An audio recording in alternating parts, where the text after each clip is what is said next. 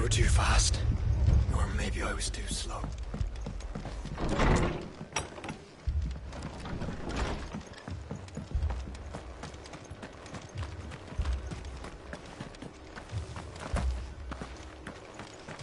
You don't think they've abandoned us, do you?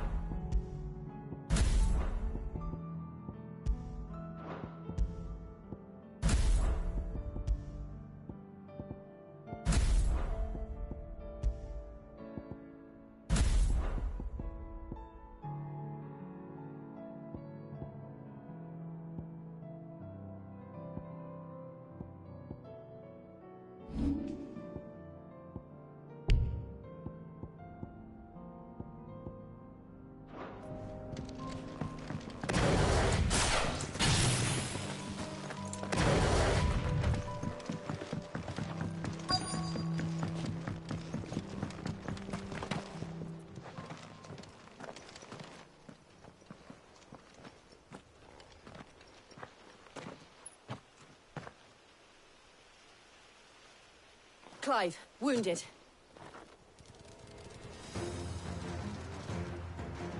We deal with the Akashic first.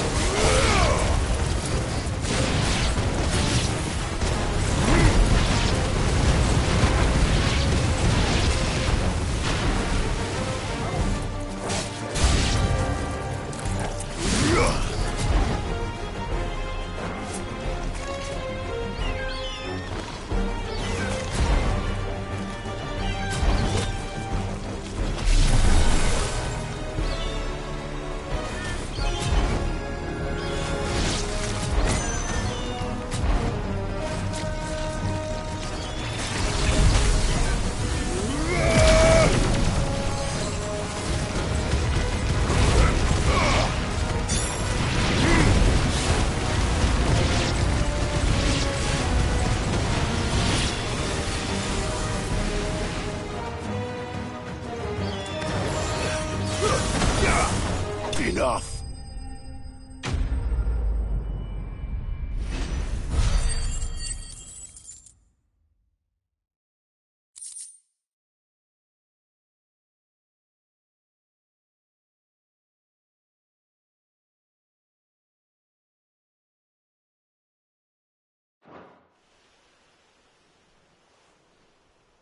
These men don't have the look of hired swords.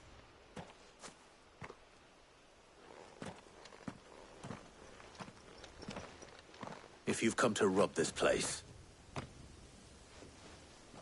You are mistaken, my Lord Rosfield. We're here by Madame Martha's leave.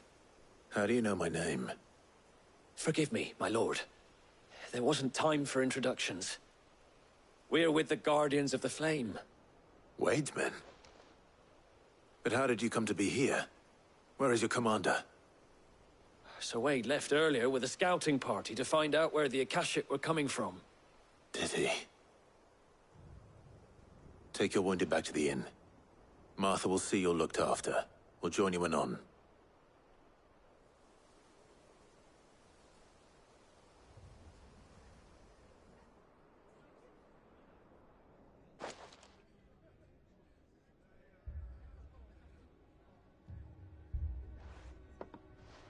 And to think you took them for thieves. A fine reward for holding off the horde, that is.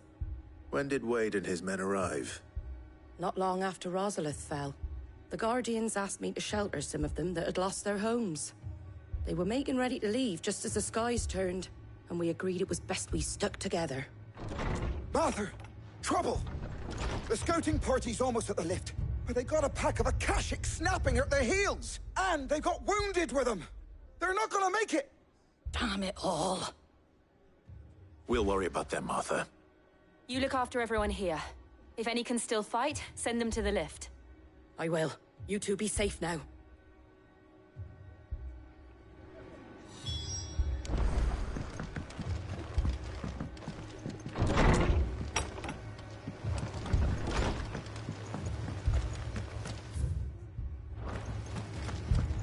My brothers. Mad dogs.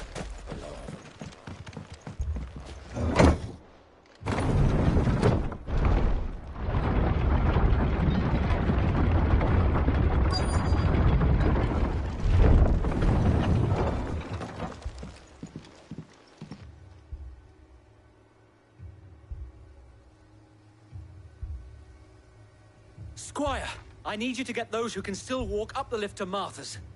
But what about... I didn't ask, Oscar. Sir. Sir Wade. Lord Rossfield. If you aren't a sight for sore eyes. Martha seemed to think you might need some help. And by the looks of it... We thought we could sneak by them. But we didn't know there would be so many. How could we have? Behind you!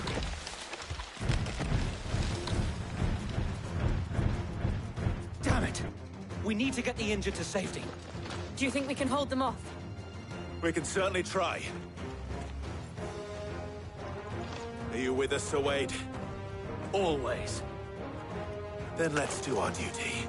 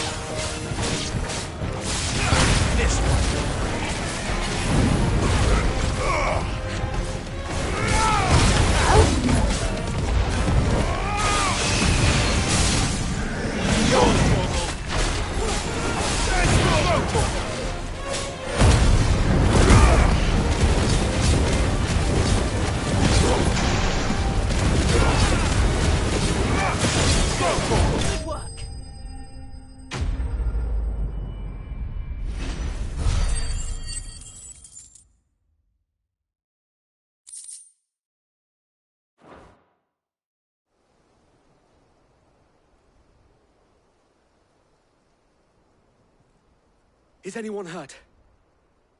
I don't think so. And yet again, you've pulled me from the flames. It's just a pity I keep walking into them.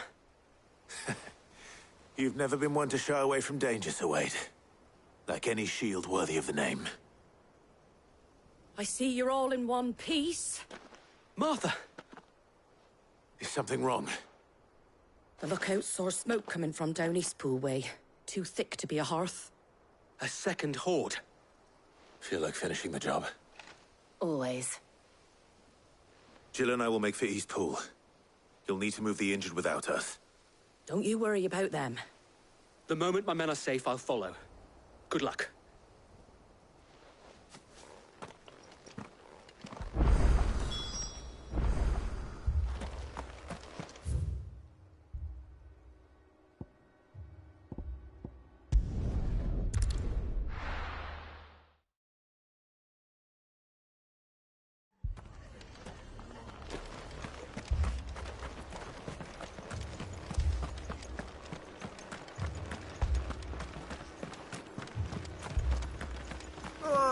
Just patch me up as a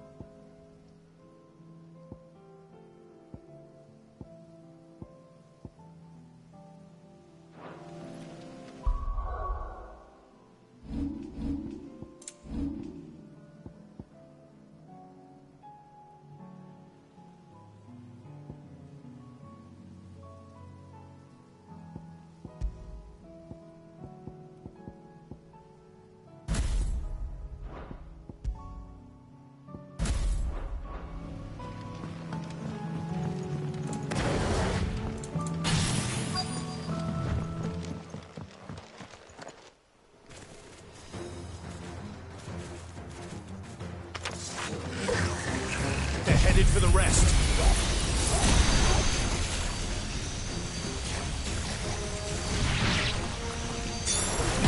We have to slow them down. Martha and the others won't be ready.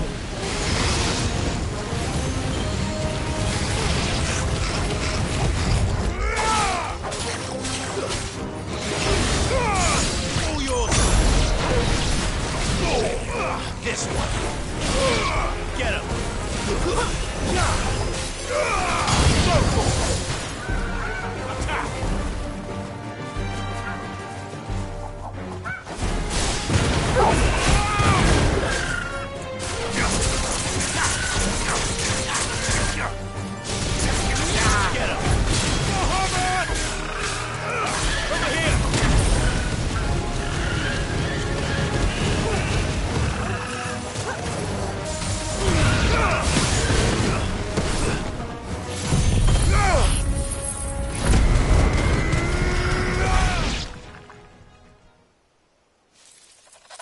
Something's coming. Apologies, my lord. Did I miss anything? Only the first round, Sir Wade. Shall we?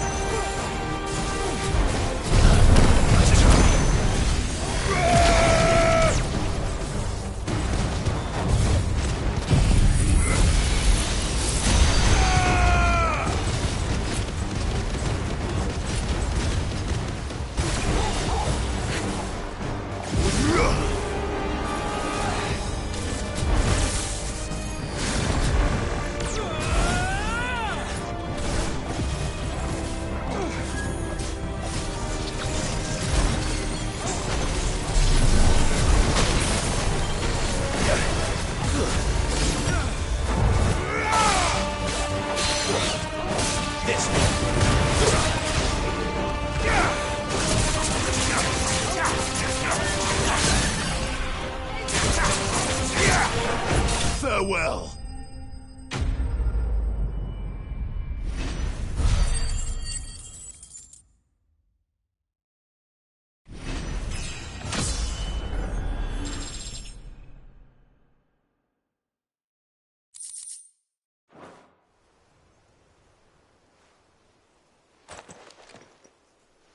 Do you see any more? No. I think that was the last of them. But it won't be long before the next lot arrive. Then we make for Martha's while we can.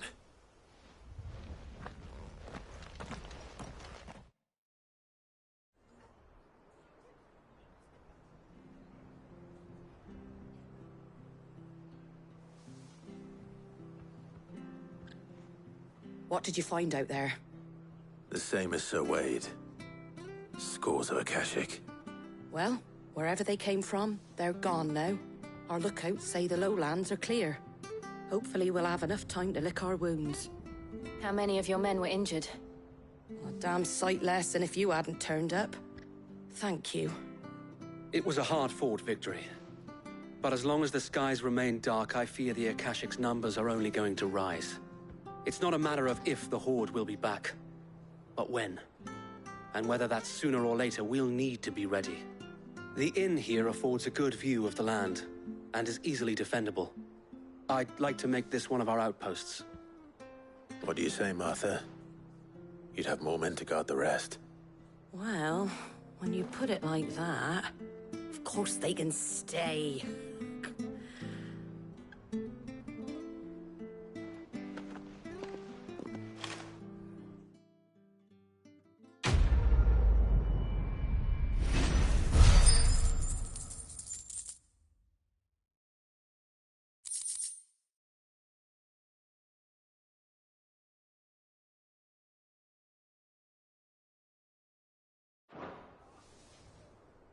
My lord, there's someone I'd like you to meet. Oscar, over here.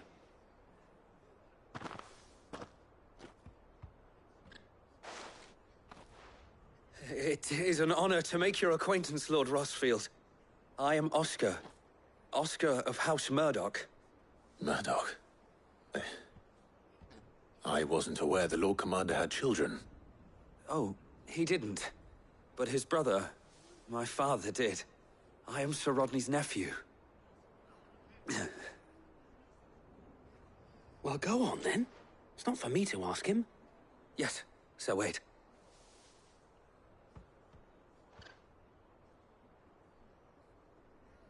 If it please you, my Lord Marquis, might you take me as your squire?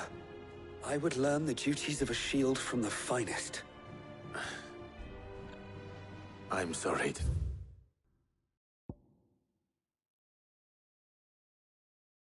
Disappoint you, Oscar. But I'm a shield no longer. Nor was I ever the finest.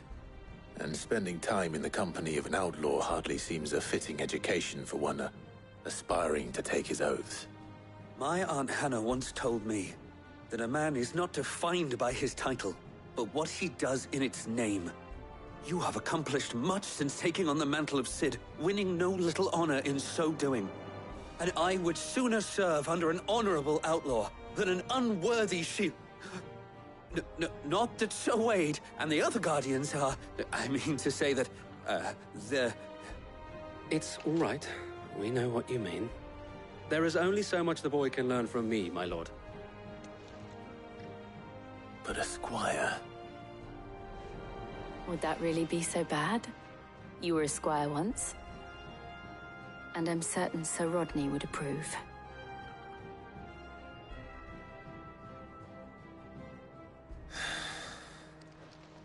Know that I'll show you as much leniency as your uncle showed me.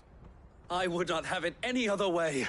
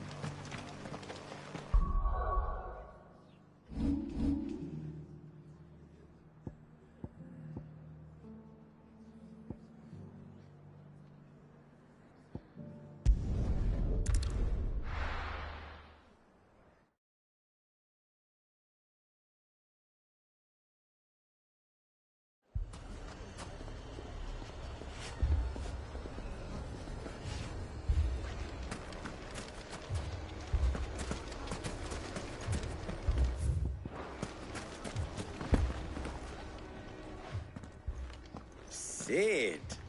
Oh, your new companion appears much more formidable than your uncle. Should I be worried? You haven't been introduced. Jill. Clive has told me much about you. All lies, I'm sure. Your Stolas said that Dalimil has a bandit problem. Indeed. Although, you're a little late. They left with our food and guild days ago. Any idea where they went? The desert's a big place. Your guess is as good as mine. But the fact is, I have more immediate concerns. What did you say to me? What did you say? Ah, as if by magic. Let's just say we've yet to reach a consensus about how to solve Dalimil's little problem. And at this rate, it won't be the actions of the bandits which prove to be our undoing. It will be our own. Now, I've tried reasoning with the dissenting parties, but even the Desert Hare has limits. Perhaps we could talk to them. What makes you think they'll listen to us? What makes you think they won't? She makes a fair point, Sid. And you won't have wasted much of your precious time if you fail. They're just across the courtyard.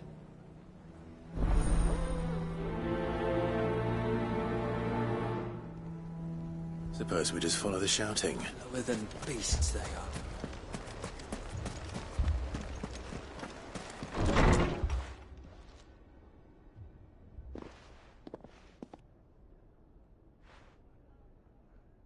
You wouldn't talk like that if it had been your men whose throats were slit. Blood for blood, it's the only way. We hire mercenaries and have them mount the bandits' heads on our walls as a lesson to the rest. And what happens when those mercenaries are slaughtered like your men?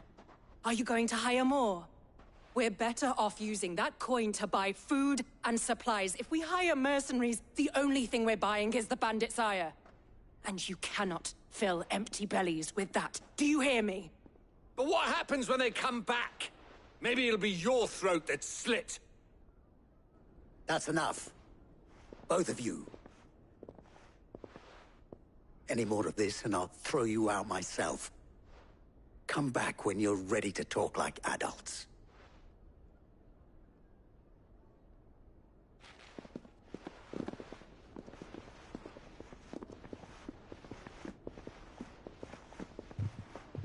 Victor.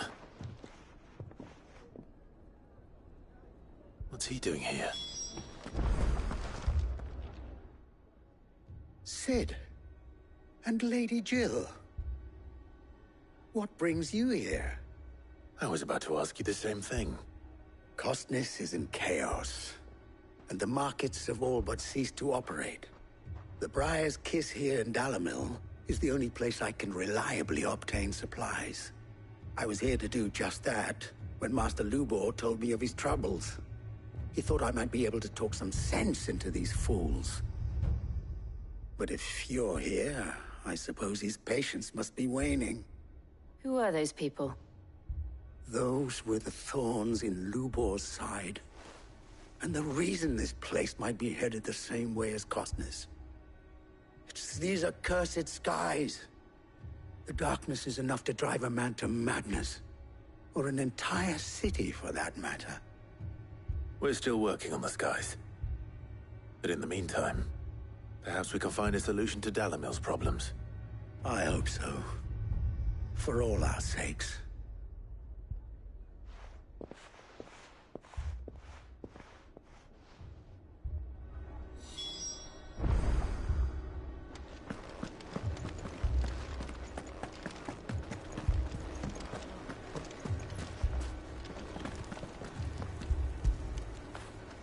When did you get so big?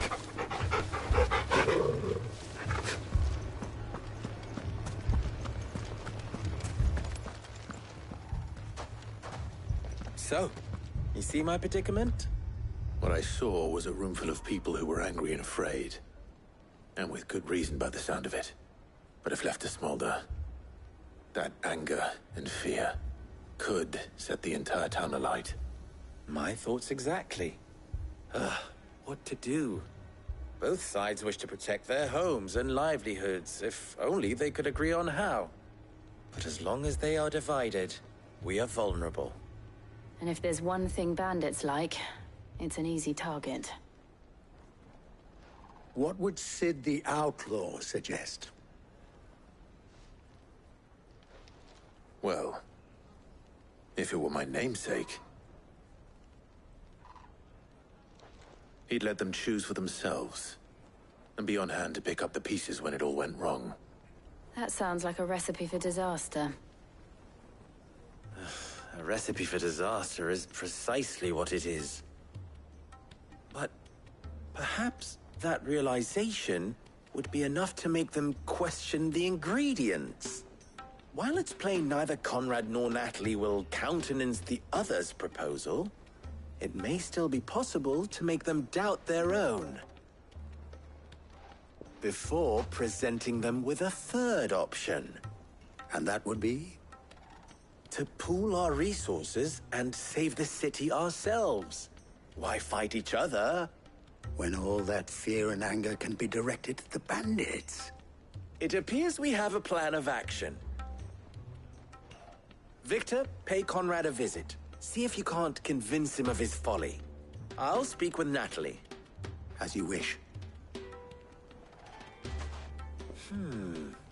Your faces are not well known in this town. That may prove useful. Don't worry, Victor and I will do most of the talking. You need only play along. Play along? What he means to say is yes.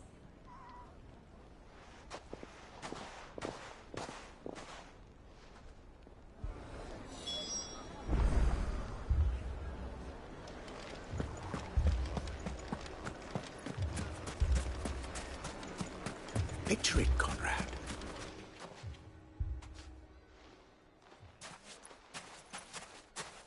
Ah, here she is. The Lady of the Spear herself. Conrad, may I introduce you to Jane, commander of the Red Wings, the oldest mercenary guild in the Free Cities. A pleasure, my lady. The pleasure is all mine. As I told you, I summoned the commander here from Canver to inquire about a contract. Victor says you told him no. That there aren't any men left to hire. Is that true? True as the crystals cracked. Nobles came and claimed every last one worth his salt. And not just from us Red Wings. You know of the 7 high houses. There must be 200 swords assigned each one. Granted, we have a few boys left. If it's boys you're looking for. Well, Conrad, are you saying that Dalamil's finest cannot defend this town better than a gaggle of unblooded striplings?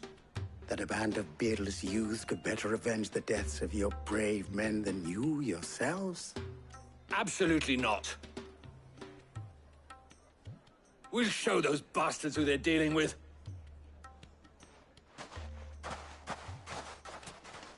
can't believe that actually worked. Conrad's not what you call the brightest candle in the crypt. And there's a reason why I had you do the talking and not Sid. Well played, my lady.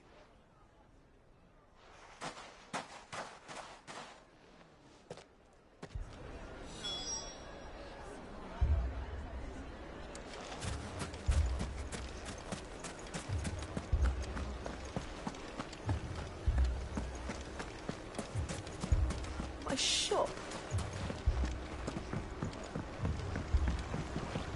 If I had my pickaxe, I would... I mean, it may still be possible to buy something. Ah, here he is now. Natalie, allow me to introduce Lord Underhill of Randalar's prestigious League of Merchants. Lord Underhill. At your service. Underhill? I was just telling the good lady of our conversation, my lord, and how you were lamenting the state of the capital's stores. Lubor says that not only are the granaries almost empty, but that war and the Blight mean this season's harvest won't be enough to fill them for winter. Indeed, certainly that is the case. The nobles in the capital are buying up the city's stocks of barley and wine, driving the prices higher than most commoners can afford. It is only a matter of time before the peasants revolt. It is worse than I thought. If what Lord Underhill says is true, I fear we have little hope of supplementing our stores, meager though they regrettably are. And while I applaud your endeavors to dissuade our more bellicose citizens from seeking vengeance, I sense Conrad is not wrong in his assessment of the bandits' likely return. Which means that now, more than ever, we will need to secure what little we still have. Food, weapons, herbs, everything. If our humble town is to endure not only this hardship, but those that are certain to follow, we must stand united. All right. If it will help to protect my home, I'll do it. But you needn't have gone through this charade.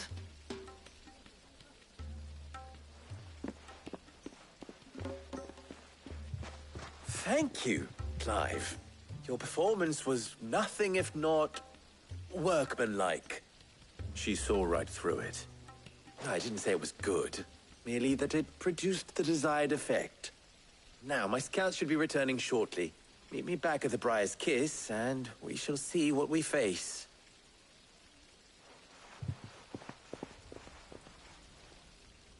I'm not convinced our roles in this ruse were entirely necessary. I don't know. Conrad seemed quite taken with you. Mummy, I'm scared. Oh, I'm ruined. Good news, Cid. Both Conrad and Natalie have somewhat gracefully accepted their new roles. With time, they may even learn to. Time no longer appears to be the luxury it was before lunch. I take it your scouts found the bandits. Technically, it would be the bandits who found my scouts. It appears they march for Dalimil as we speak. All of them. You're not serious. They don't just want food, they want the whole damn town.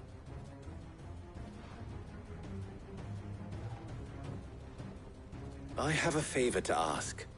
I'm told the bandits march in two groups, one from the south and one from the desert, in a move doubtless intended to stretch our already gossamer-thin defenses. Very well. Jill and I will meet those from the desert. But what of the rest? The rest, my friend, the city shall fight. Together. The stakes, I concede, are high. But if this does not unite Dalimil, nothing will. That is a lot of faith to put into those who had their hands around each other's throats but a moment ago.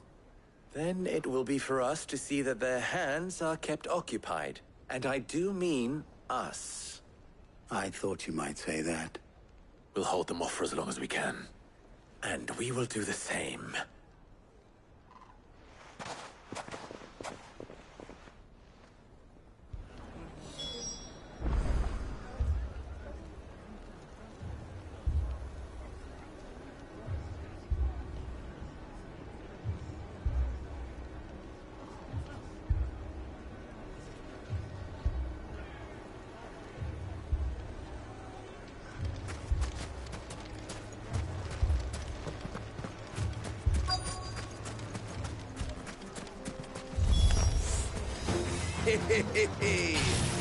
No women focus. I'll take that one. He's all yours.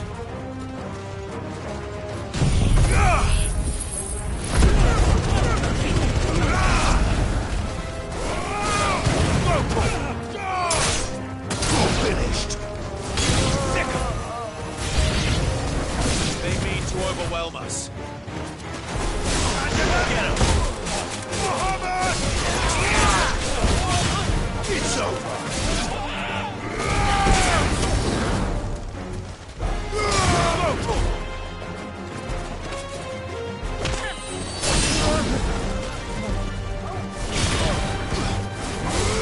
Over here!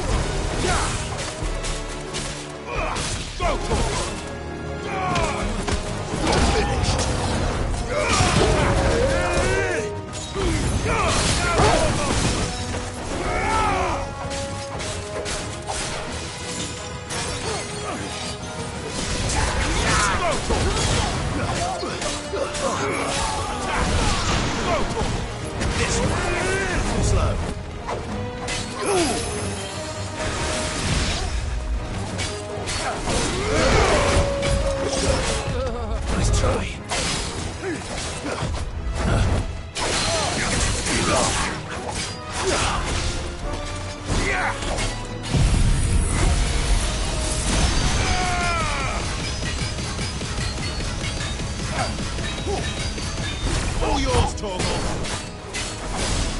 Get him!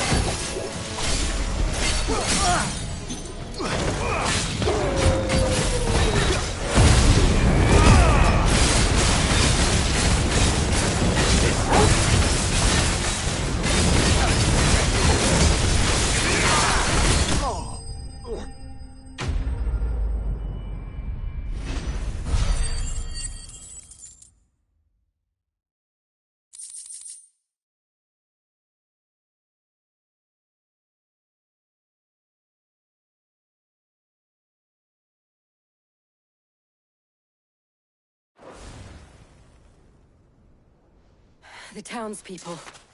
Could they have held out? I don't hear any fighting. What do you think? That we should hurry.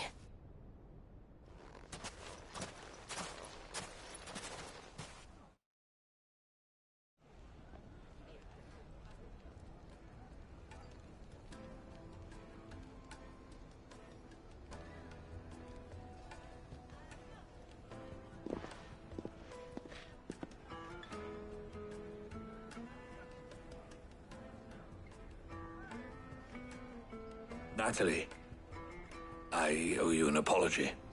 You did well out there. The inn would have been lost had you not held the line. Without you, there would have been no line to hold. You saved us, Conrad. You saved Dalimil. We all saved Dalimil.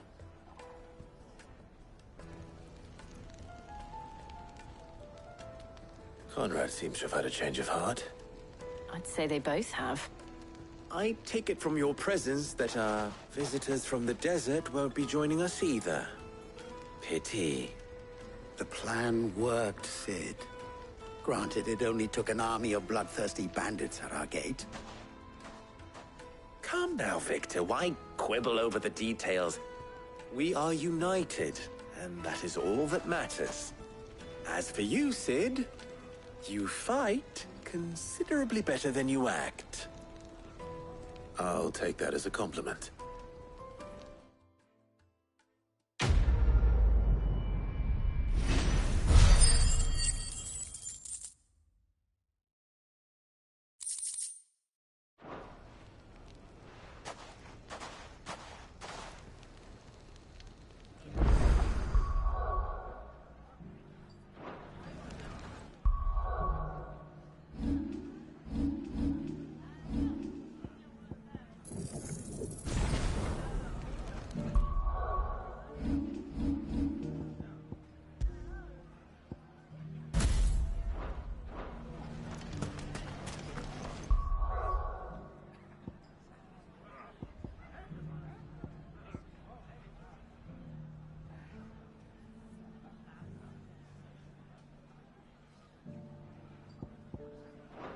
So, where did you learn?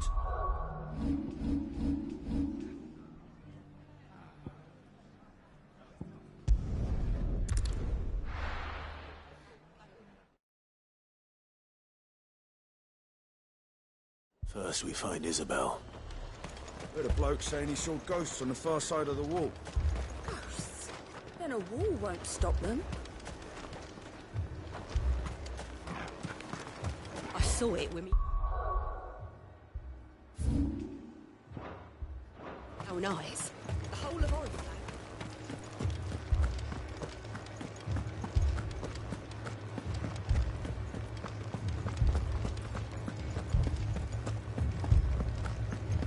I can't do it. I can't.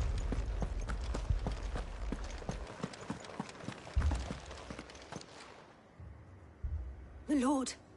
Milady. We received the dame's message. There have been sightings of strange creatures, I understand. With the blue eyes. Yes. Like a Kashik, but different. They've taken so many. I've lost count. Akashic, but different. Ultimus thralls. And what of your mistress? Is she here? Oh, no. She went to the garrison to ask what they were planning on doing about all this. Then we'll look for her there.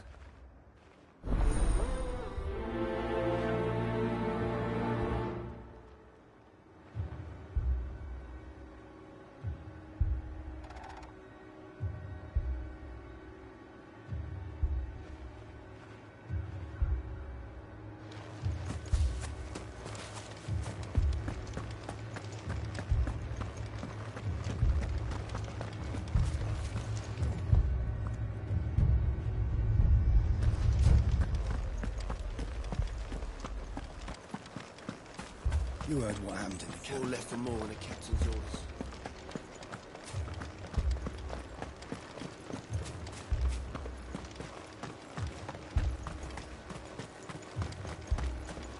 Madame, please! Half the garrison's been slaughtered by those things. We lost the captain this very morning. We've tried requesting reinforcements, but there's been no word from the capital or the Dominion in days! What more would you have us do?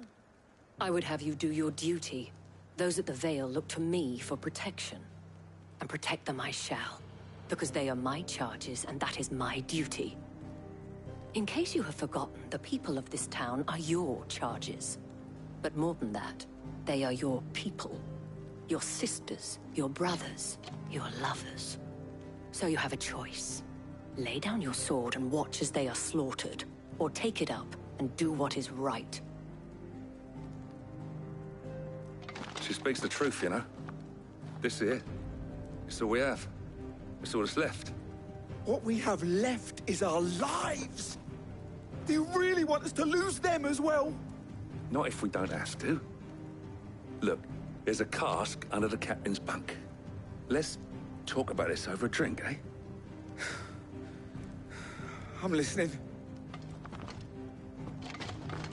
I'll have a word with him.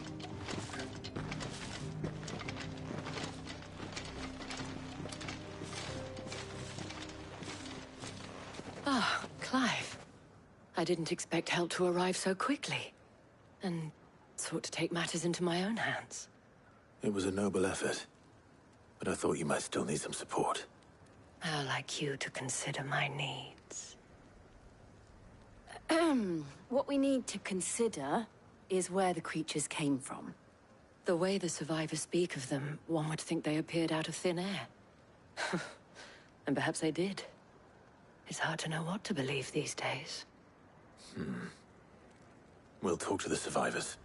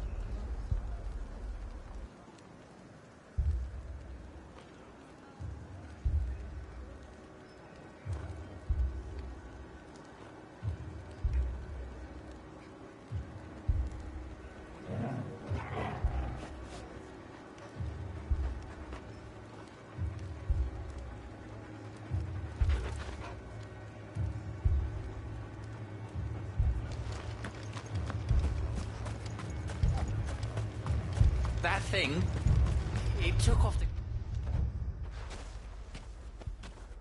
Did you see the creatures that attacked you? Creatures? Yeah, they came out of nowhere. They went for Joseph first, then me, and then they were just gone. Do you remember where you were? On the road from Oriflamme. We just passed Moor when... Where's my Joseph? It's all right. Just rest now.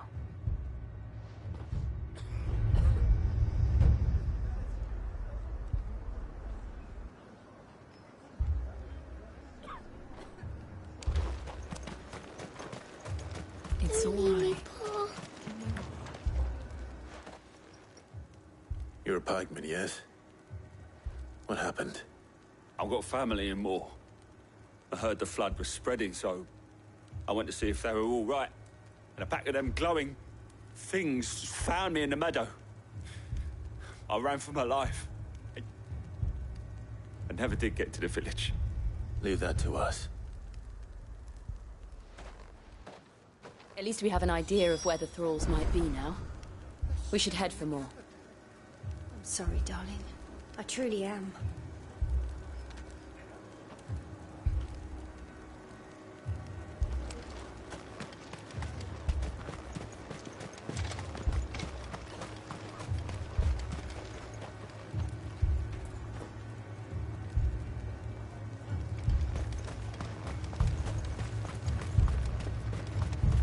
assume you have a plan?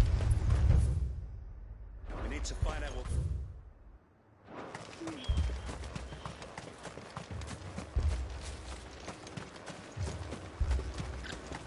It was all they could do to escape.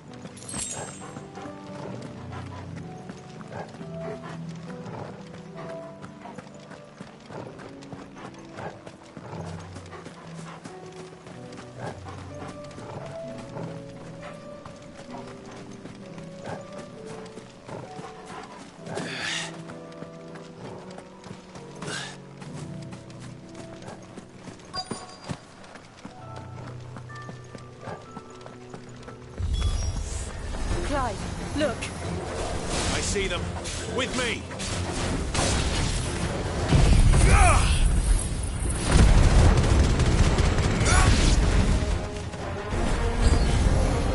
Should I try? Save your strength. Let's go this one. Local. And another. Get him. All yours, Torvald.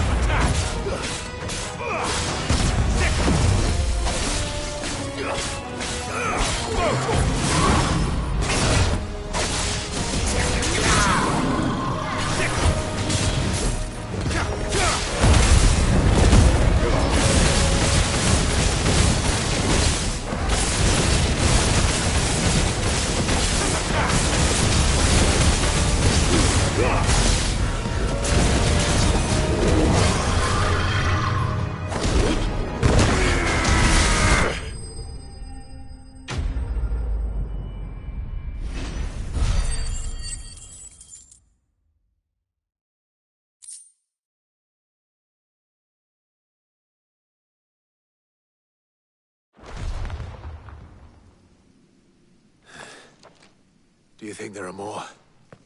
There are always more. But I'd say we've done what we can for the time being. Then we should let Isabel know.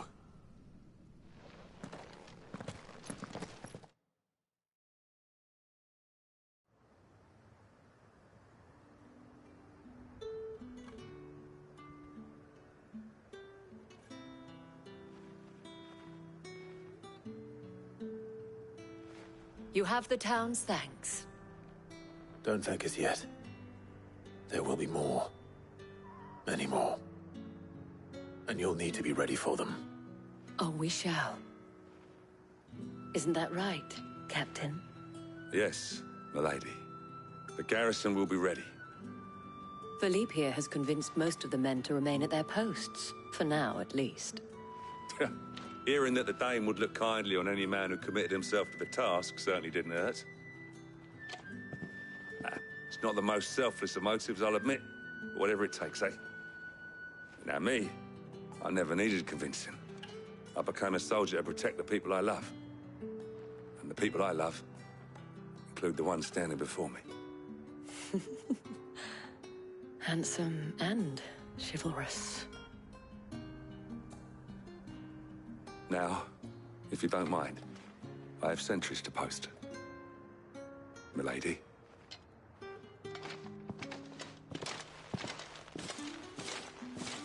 Lest you wonder, I'm not foolish enough to believe that this has solved all of my problems. But it has solved one, and that's one fewer than I had this morning. Thank you again, Clive.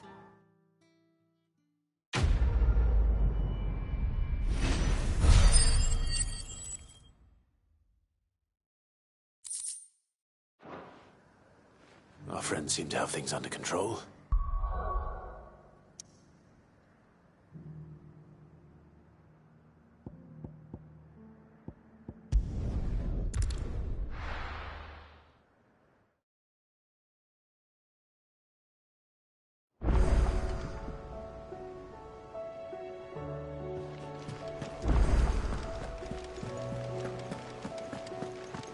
Did you see that?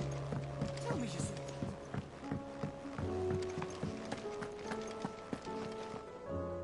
Was wondering when you turn up. Had owls from all our friends thanking you for your timely intervention. How is it you always manage to arrive at just the right moment? Luck, I suppose. Any word on the rest of the realm? Let's see. Storm's still crying out for Mother Crystals. The nations are still in chaos. And the skies are still the color of a kick in the kidneys 2 days on. So... Right. Clive, we knew this was going to happen. Well, not the bleeding skies part, but you take my point. Now's not the time to second-guess yourself. Now's the time to visit the infirmary. Talia says your brother's awake. Thank you, Otto.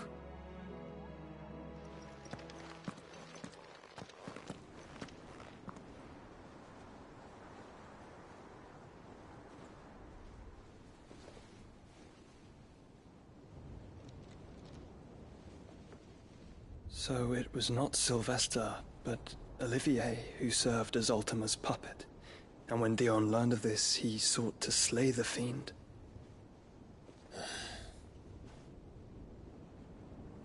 Only for his father to take the spear that would have freed him. Enough to drive a man to madness. Small wonder he hasn't stirred. I would be afraid to wake. Had I but reached out to him sooner, warned him of the threat Ultima posed. But now, both an empire and her prince lie broken. Joshua, what do you know of Ultima?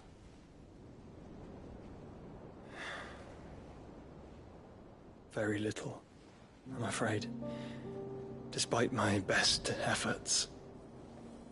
18 years ago, as I lay buried beneath the rubble of Phoenix Gate, 'twas not death who came for me, but another. And it was while in my rescuer's care I first heard of Ultima. I've been chasing his shadow ever since. Ultima is driven by some deep, dark purpose, and for whatever reason, it would seem you are crucial to his designs. He will stop at nothing to have you, even if that means toppling an empire. But why me? What possible use could I be to such a creature? That is one of many answers that have eluded me. Yet, I am certain of this. It is not mere chance. You were chosen for a reason. All dominants carry within them the might of an icon. Nigh limitless power that is at once acutely limited. I wield fire, and only fire. And I only ice. 8 wardens for 8 elements. But you, Clive. You are different. You're special. Your abilities begin with the flames of Ifrit. But they do not end there. The fact Ifrit can even exist goes against everything we thought we knew of dominance. Perhaps Ultima has been waiting for one such as you, whose potential is truly limitless. I've encountered that thing several times now. If it or he, as you say, needs me, why hasn't he claimed me as he did the boy?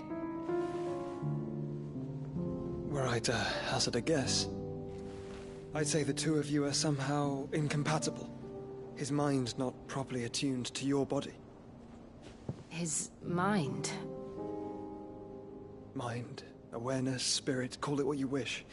But I believe Ultima to be an embodiment of the concept. Is why I struggle and fail to contain him here inside me. I'm sorry. Inside you? With every setting sun, I feel my strength wane.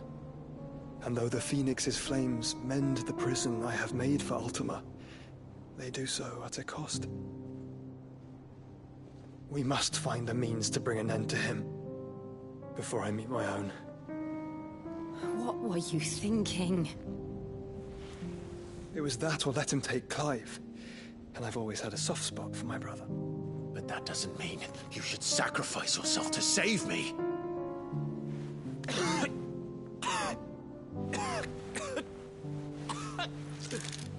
Joshua!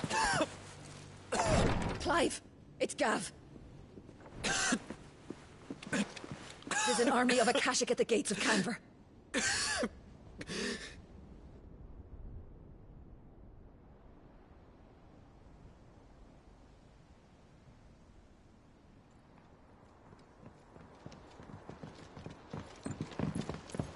Well, what's the short of it?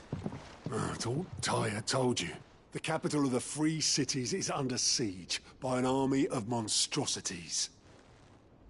The city guard are doing their best to stem the tide, but numbers ain't on their side. What of Lord Byron and Mid? Were they able to escape? No, but they're all right for now. They're hiding with Gav at midship. We have to get them out of there. And we shall. Otto, prepare a Stolas. Tell Gav to stay exactly where he is. Understood. Vivian, what's the swiftest route to the Free Cities? That sounds like a question for the map. Look here. This road, through Tabor, should provide the least trouble. Good. What a coincidence. Tabor is exactly where I'm bound. Joshua, bed is where you should be bound. You don't think I told him the exact same thing? Were Tyr not such a talented healer, I would surely have been inclined to agree. But, thanks to her ministrations, I feel I may safely rejoin my attendant, who was to wait for me in Tabor if we became separated. All right, we travel together. Clive. If he stays close to me, he'll be fine. Thank you, brother. I'll look after him.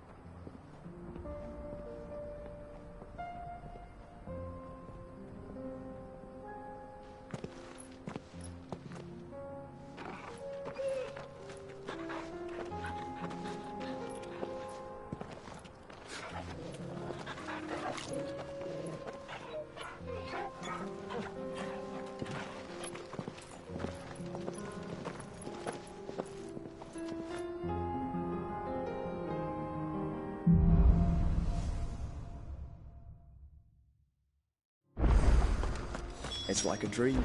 The four of us out walking like we used to. Enjoying this, are you? Gav and the others could be in danger as we speak. You're right. I'm sorry. Yote is a fine scout. If Canver was attacked, she will already have begun gathering information. Tabor isn't far. We should pick up the pace.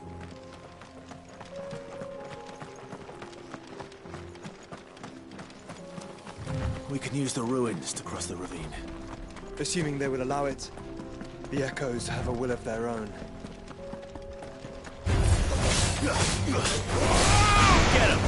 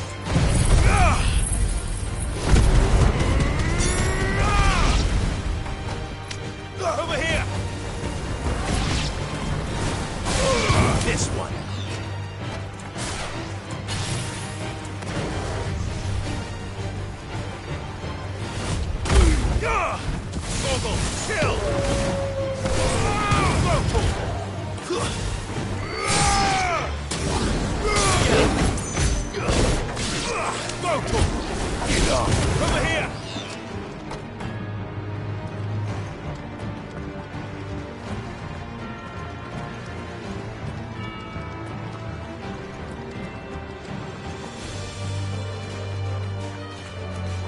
Tell us about Yote, Joshua.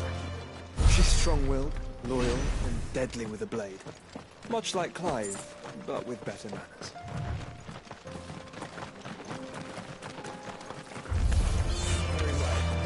Get him!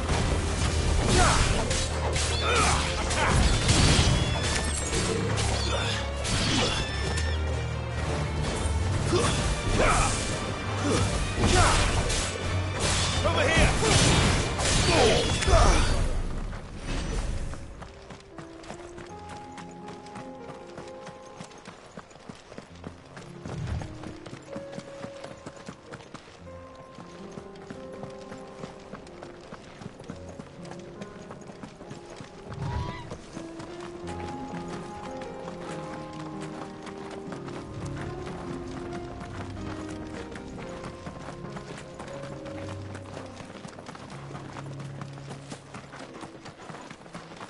Another ether flood. They're everywhere now. We can't go around it. Then we'll just have to be careful. Company.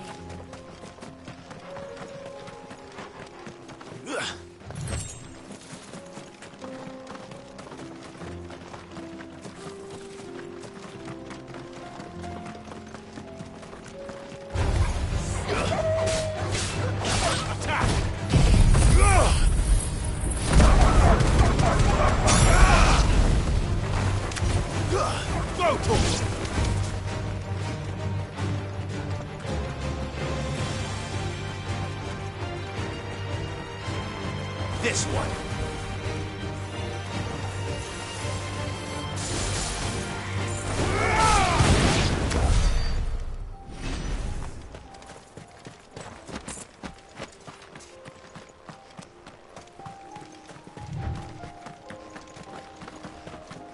We're nearly there. Have you been to Tabor before? There are a few places I haven't.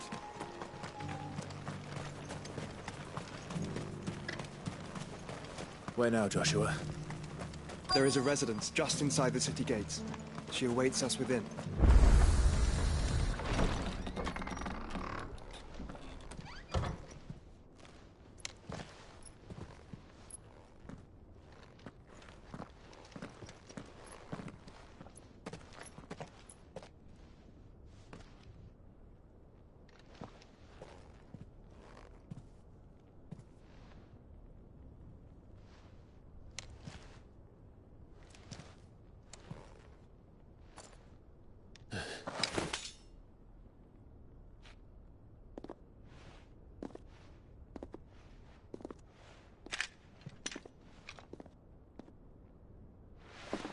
My Lord Marquis, it is an honor.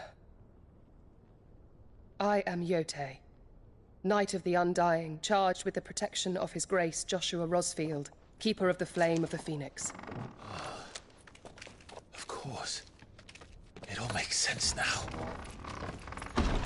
Would you care to elaborate? The Undying are loyal servants to the ducal throne. Or more specifically, to its heir. They have served our family for generations, albeit from the shadows. Since their inception, they have been tasked with the preservation and enactment of the rites of ancestral communion. After the events at Phoenix Gate, it was the Undying who delivered me to safety.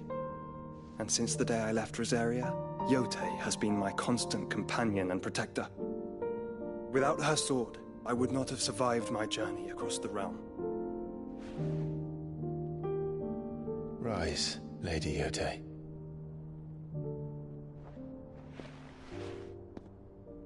You saved my brother. I owe you a debt I can never repay. I but did my duty. Come now. Tell us what you've discovered. Your Grace. It is as you feared. The vessel we spied off the coast of the Crystalline Dominion on the night of her fall It was the Einherjar. Beyond any doubt. The Black Galleon. Joshua, the Einherjar is the Royalists' flagship. What business would they have in the Dominion? Upon learning of Waloed's involvement in recent events at Drake's Fang, I sensed the malign influence of Ultima, and bid Yotei and the Undying look into the matter. We have reason to believe that the Black Galleon weighed anchor shortly after the fighting began, and set a course due south. For Canva? Then it is Waloeder knights who besiege the cities. What is left of them, yes. And the Black Galleon sails at but one man's behest. Barnabas Tharm.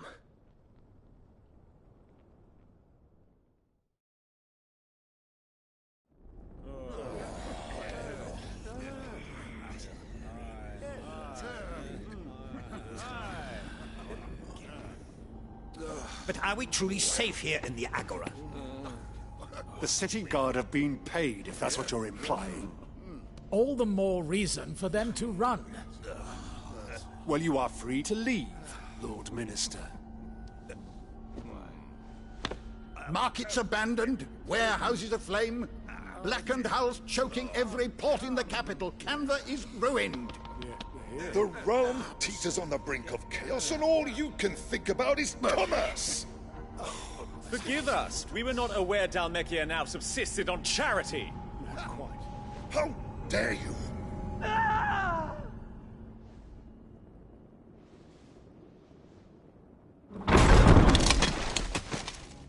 Distinguished members of the Council, you must forgive His Majesty this intrusion. What is the meaning of this? A trifle crowded, but I fear it will have to serve, my liege. Very well. My colleagues, do you not see? The king! He has come to save us from the Akashic!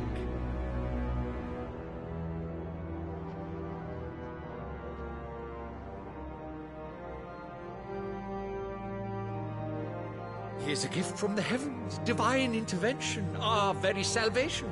And of course, if it is compensation he requires, we would be most willing to negotiate a fair price for services rendered. Fools! Your ignorance unbecomes you. Your Majesty, correct me if I'm wrong, but I would swear that the fiends washing the cobbles of Canva with the blood of her citizens wear the colors of Waloed. Ha! So you do not deny it. Guards, fetter them, and see our guests to the dungeons!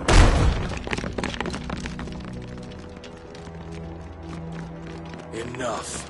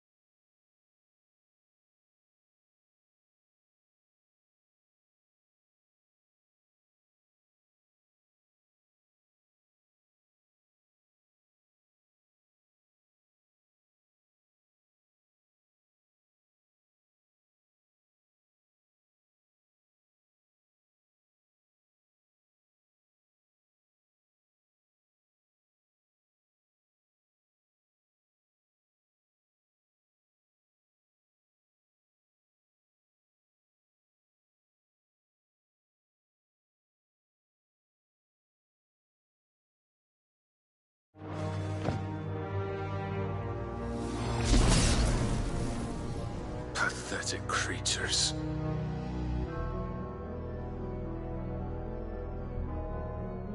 That you should imagine yourselves worthy of salvation.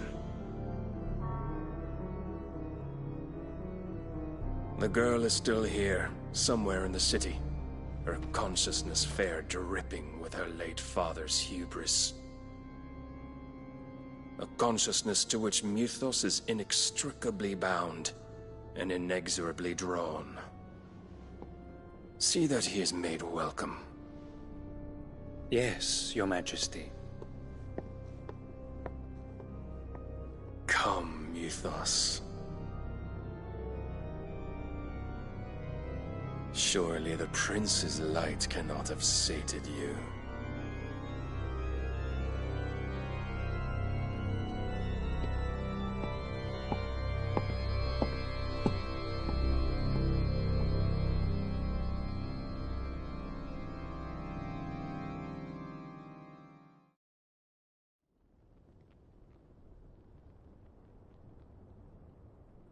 So then, how long has Waloed been under Ultima's control? How long indeed? Based on what we know of Barnabas's actions, I would guess some few years, mayhap more. But to what end? What does Ultima want? The tapestry. Show them.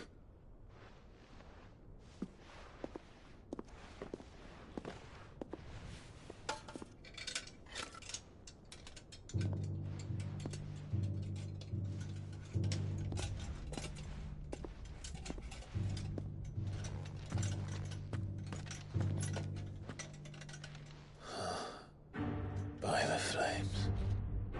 Phoenix Gate, Drake's Breath, and now here. But what is it? It is old, ancient, even. Naught remains of the faith it represents, save what can be gleaned from the image itself.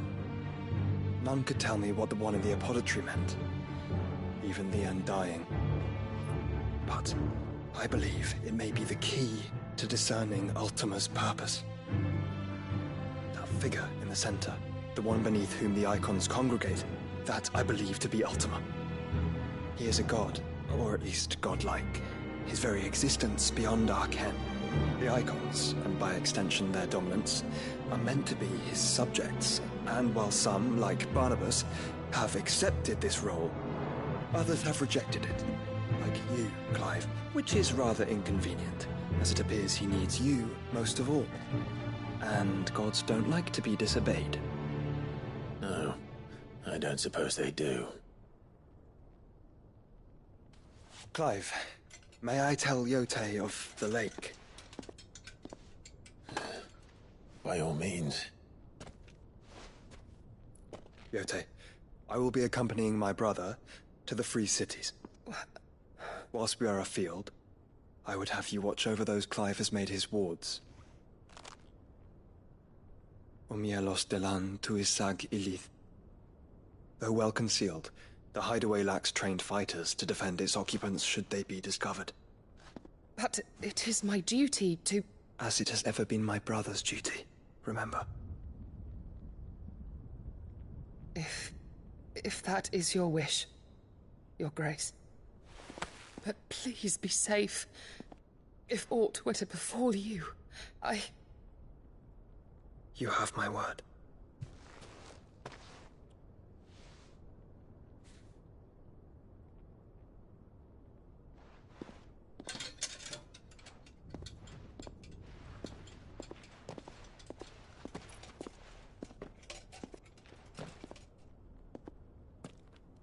Farewell, my lord, my lady. We are in your debt, Yotei.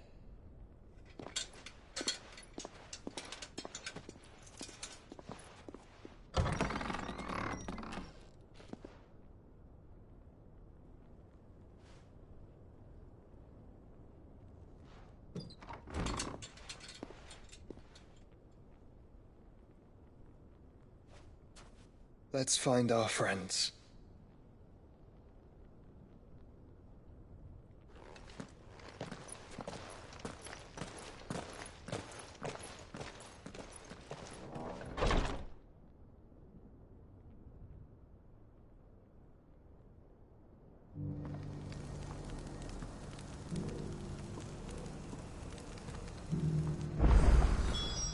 plain she cares for you very deeply. And I her, which is why I had to let her go.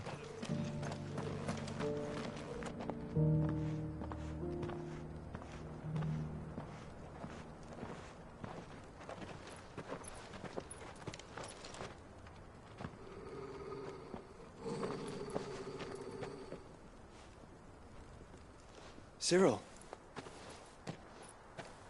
How fares the search? Well, Your Grace, my report shall be with you ere long. Ah, yes.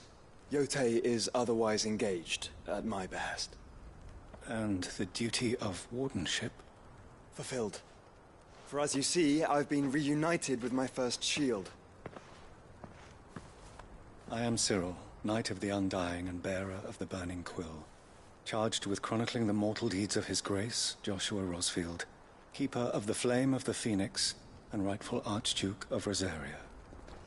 I entrusted Cyril here with overseeing the investigation into Ultima's origins. Findings from his brothers and sisters afield are delivered here to be collated and catalogued. Just how many Undying are there?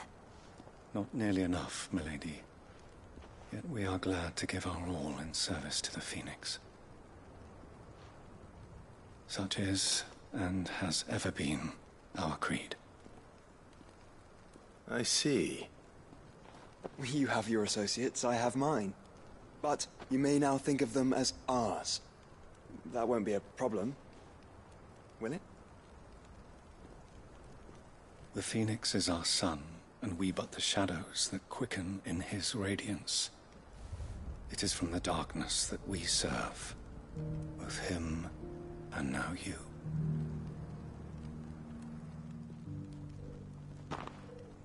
Pray accept this token.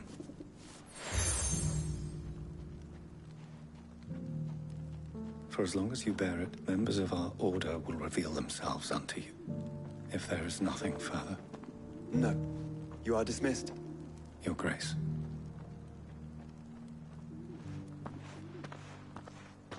To Canva, then. We'll talk about this later. Cyril seemed very, You certainly keep strange bedfellows, Joshua.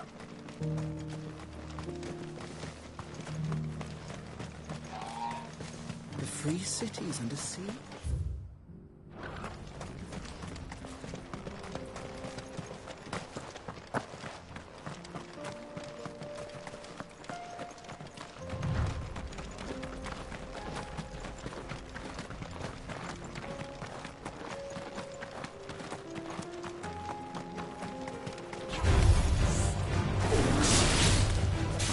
Let us be rid of them. This one! Over here!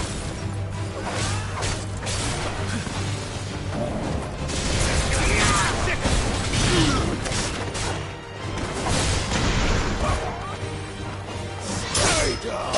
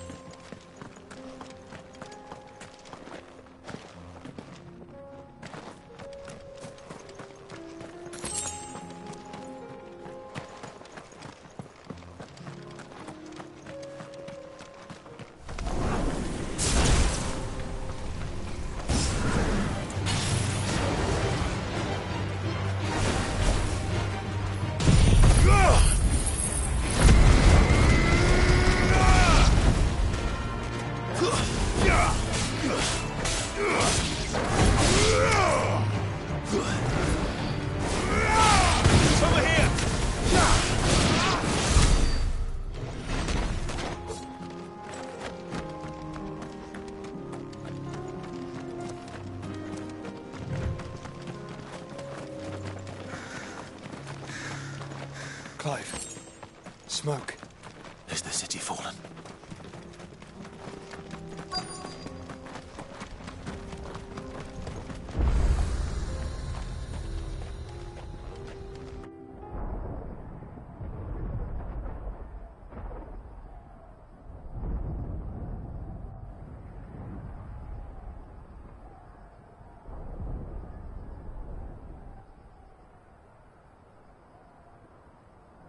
The free men are still holding their own, then. Do we have any idea where Gav and the others might be? There's a warehouse near the docks where we agreed to meet if there was any trouble. We should hurry.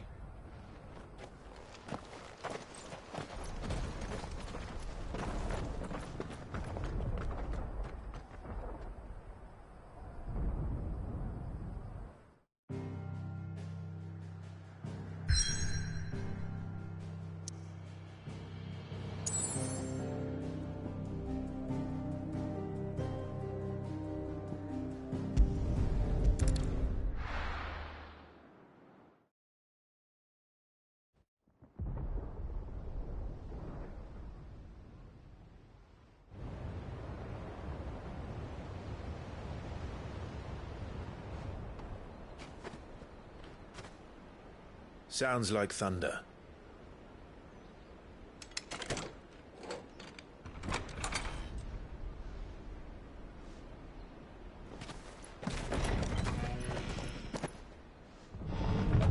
You're late.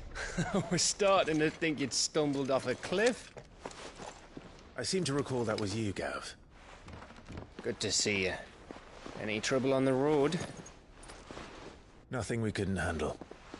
I knew you'd come. Is that who I think it is? Yes. Allow me to introduce my brother, Joshua. Clive's told me all about you. Or even listening most of the time. Name's Midadol, but everyone calls me Mid. My lady. Hey?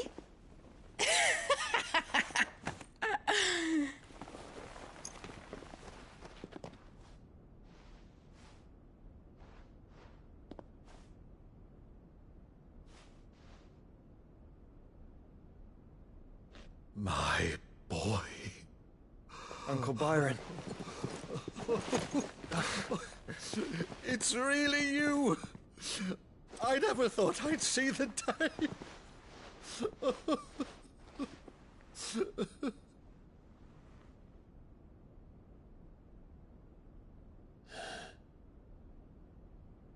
So these Akashic are being controlled? That's what it looked like. Empty eyes, eerie blue glow. No doubt they were turned, but silent as monks, every last one of them. Your man here speaks true, Clive. We saw more than a few in the city. They moved in ranks with a purpose, and not of their own. Ultima's doing. Perhaps. What of the city? The people? Dead, mostly. Mostly, but not all. A handful managed to lock themselves in their villas before the Horde arrived. Some in the Merchants' District to the west, and a few others on the far bank. If the Akashic stumble across either hiding place, a few bolted doors won't hold them for long.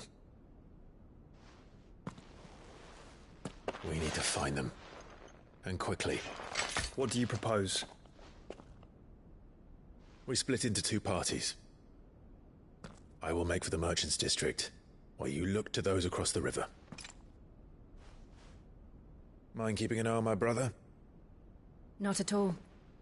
We find the villa and try the servants' entrance. Understood. And what of us? Mid, is she fit to sail? The ship, the Mithril engine could probably do with a few more tweaks. Then you better work fast. Even if we do reach the survivors in time, they'll never make it to the hideaway on foot. You leave that to me. See that Mid doesn't get herself into trouble, would you? Think I can manage that? I'll keep him safe. Looks like you stuck with me, Byron. That's Lord Rossfield, you little gutter snipe!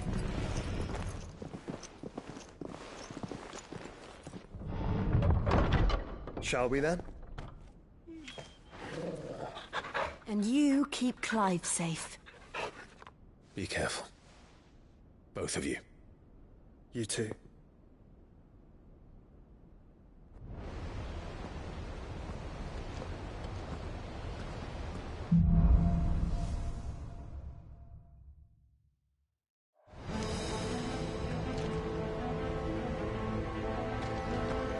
right, Torgal.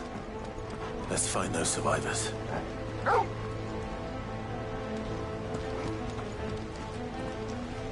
They don't stand a chance against those things.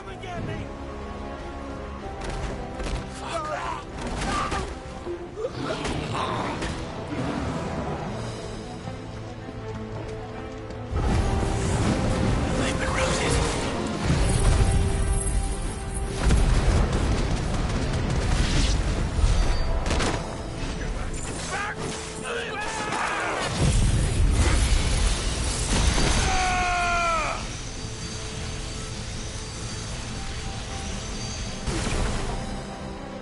They're wearing Walud armor. Stay down! This one. Slow.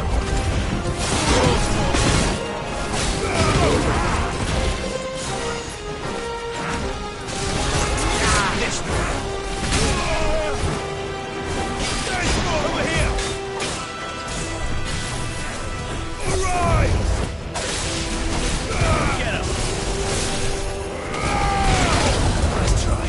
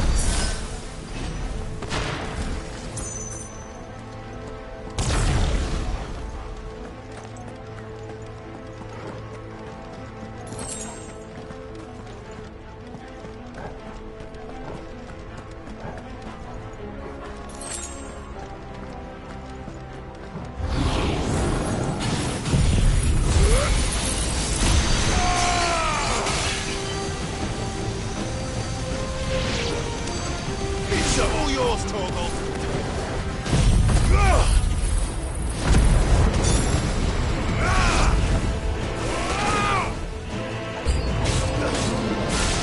This one. Get him.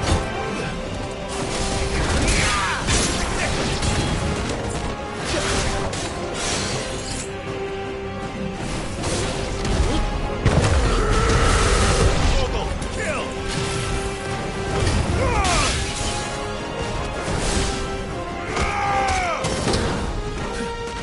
This one. Stay down. Over here.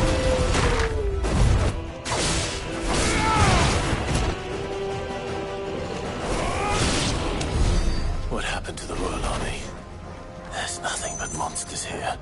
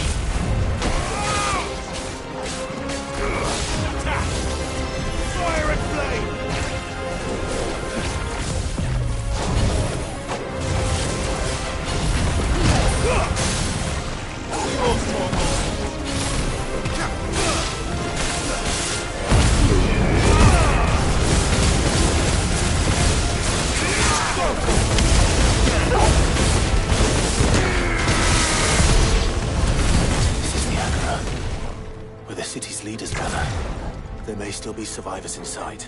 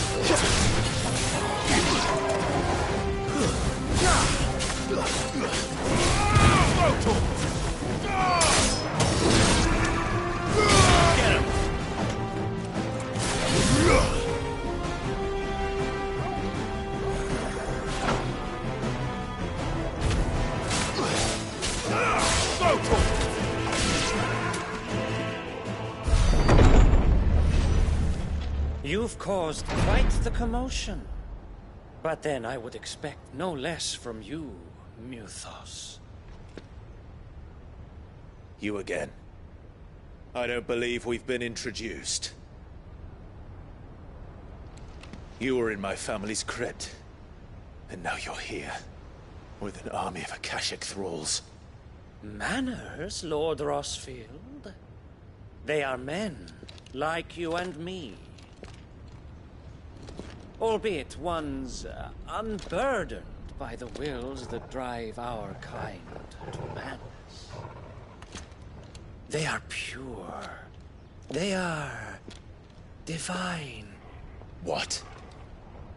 And they are all that remains in this once raucous city. You'll pay for what you've done. As you wish. I confess I have been very much looking forward to this. Pardon me this indulgence, Your Majesty. The vessel shall not be spoiled.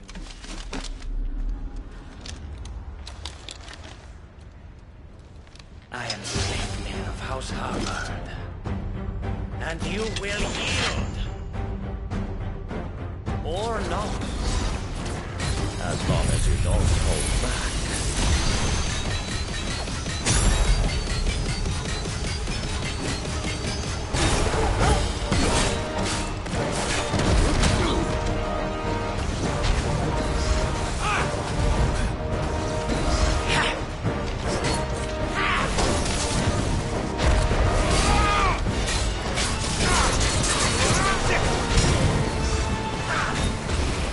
Nice try.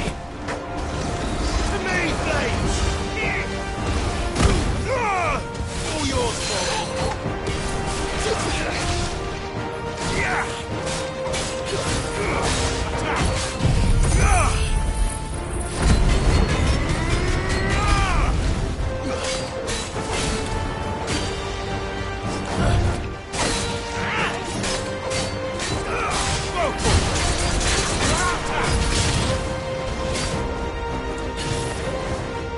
Trick.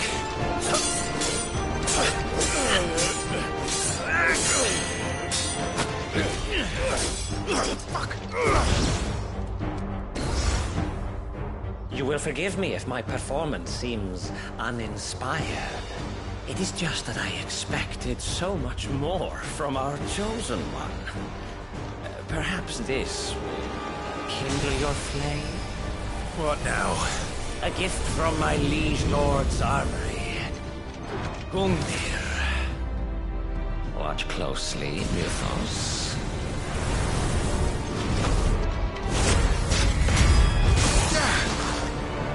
Yes! Yes!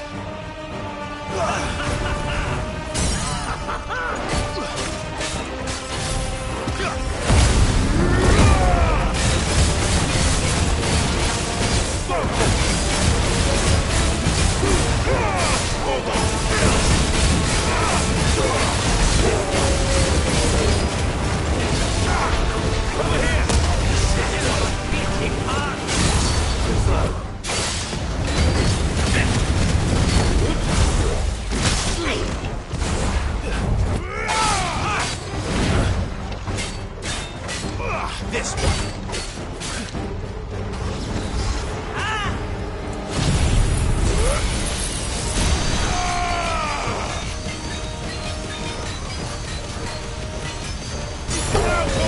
One is seldom enough. Would you not agree? Actually, I wouldn't.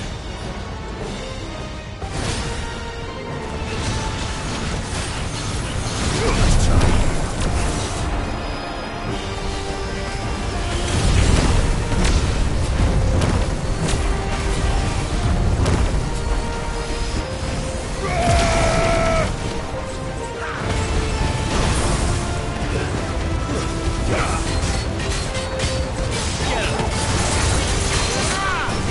Go for it!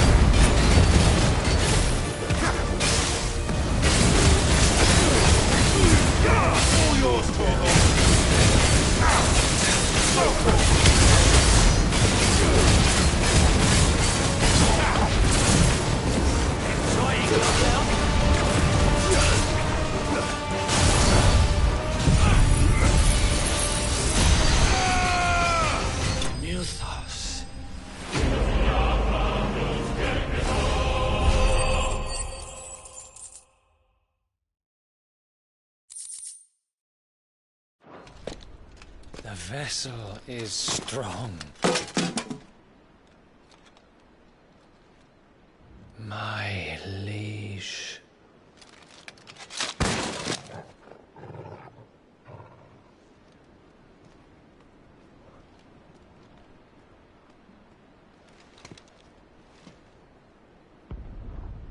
Clive! You're all right. As are you, I see. We are, yes. I'm sorry, but we couldn't save them. It was over before we arrived. Well, you did what you could. I fear we were all too late. What's wrong? Nothing. I hope.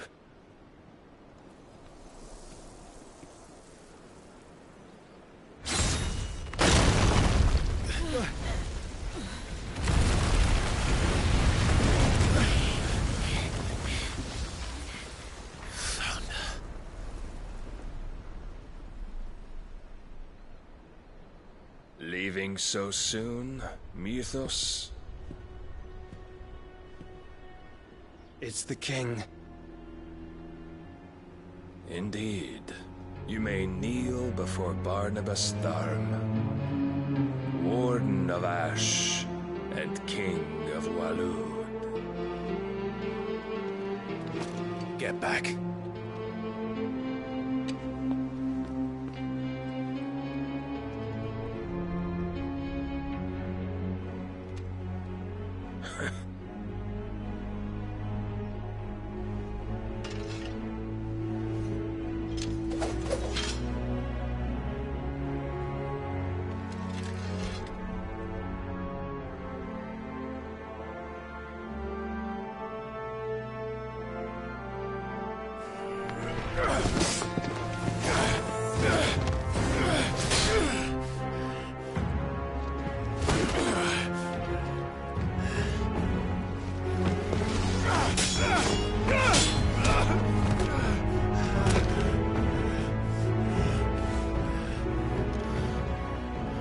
Wild and impetuous.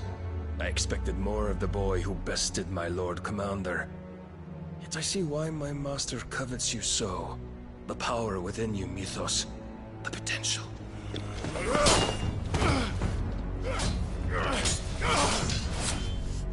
Stop calling me Mythos. But Mythos is everything. The cornerstone of all creation. The Lord's vessel. Your purpose. My purpose? To surrender my mind and body to that thing.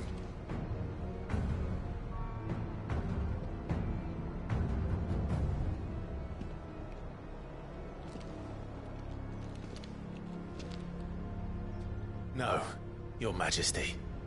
My purpose is my own. I made a promise to my friends, to my people. And nothing is going to stand in my way. You would allow this delusion of free will to bar your path to greatness? Truly, your volition is a cancer. One that must be excised.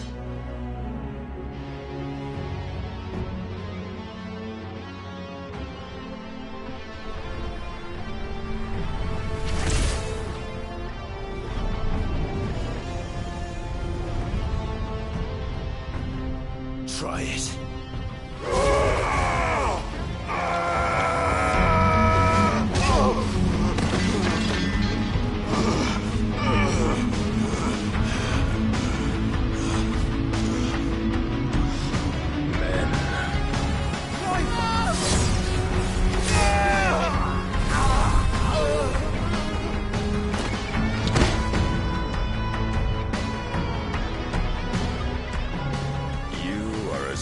As all the rest.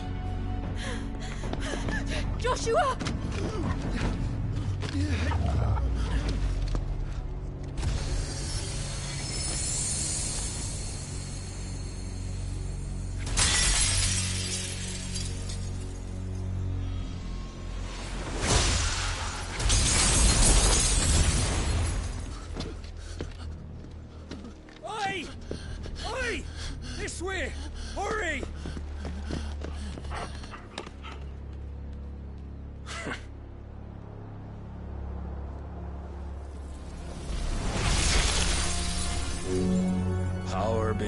reckoning, and they use it as a crutch. Such a waste.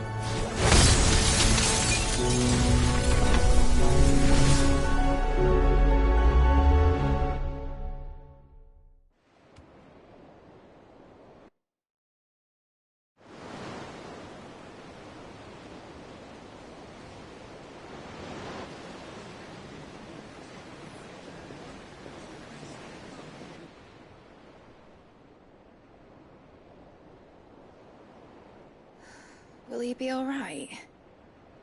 The phoenix can mend flesh, but the spirit must recover on its own. I'm afraid the rest is up to him. This place is remarkable. Outfitting it must have been no small feat. But why go to such trouble? That beauty's belly's filled with wonders the world ain't ready for. If the guilds caught wind of what we were up to, they'd all want a piece. All right? And how is he? Do not blame yourself. He was barely breathing when you brought him here. We would have lost him if it were not for you. No. Barnabas may have severed nigh every sinew in my brother's body. But he made certain the wounds were not fatal. Nigh every sinew? Allow me, your lordship. Don't know what I was thinking, putting you to the trouble like that. 'Tis no trouble carrying comestibles to my ailing nephew.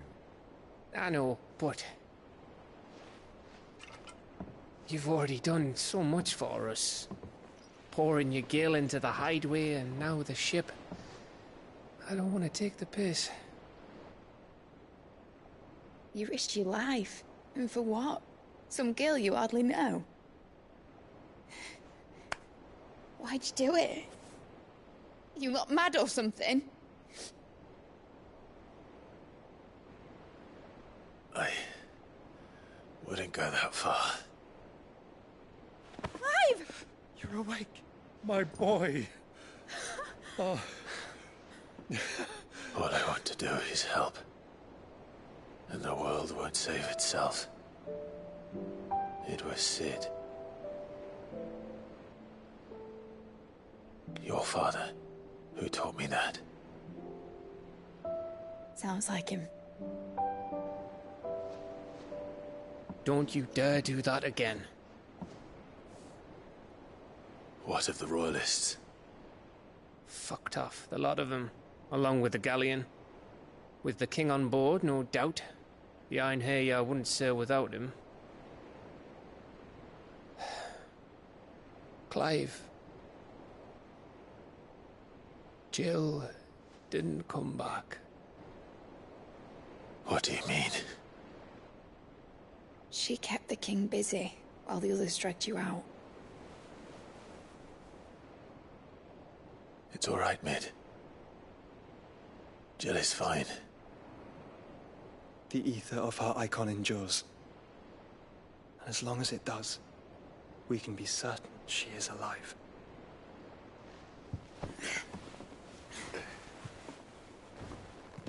We must pursue the Black Galleon. Jill will be with the king, I'm sure of it. Well, good luck catching him, because my ship's going nowhere.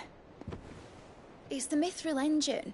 She's got a kick like a wild chocobo and a mind to tear the hull in half. But you have an idea.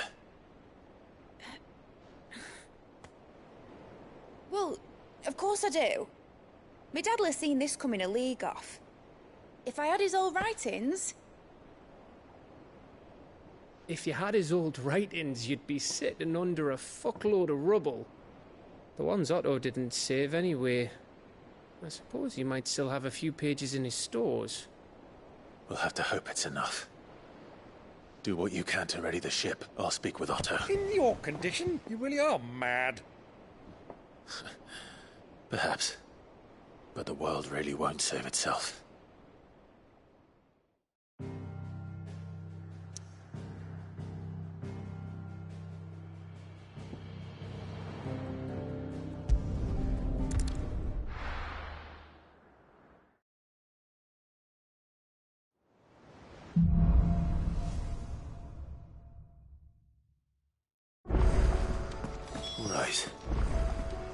Gav said that Otto might know something. Cole said it was an army of Akashi. What will happen to Mid and the others?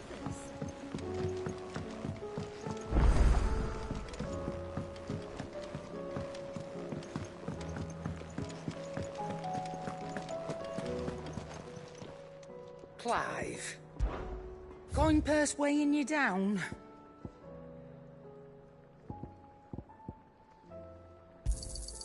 You'll not find a better price than that.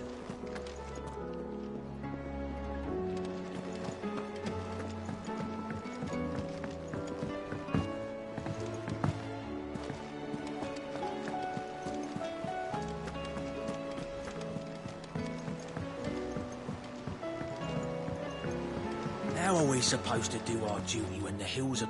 Clive? But if you're here, where the hell is everyone else? Don't tell me. They're all right. But it's a long story.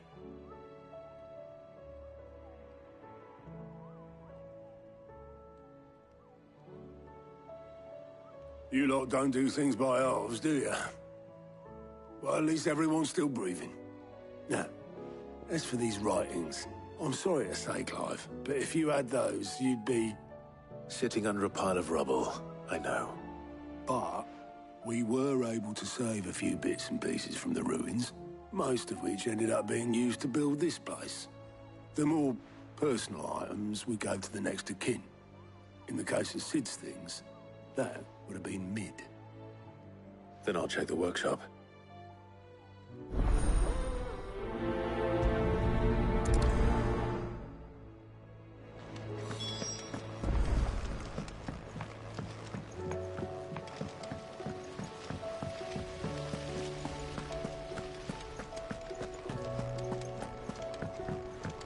If Amber and the Lazarus are gone, do you think Mid's ship will ever sail?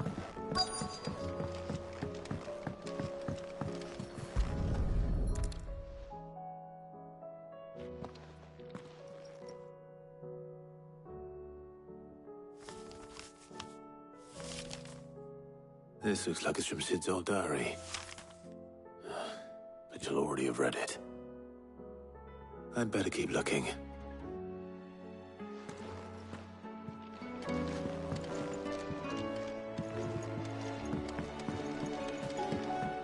Well, that's it then. What do we have here? Oh, Sid's pipes. Something tells me Mid won't be needing these.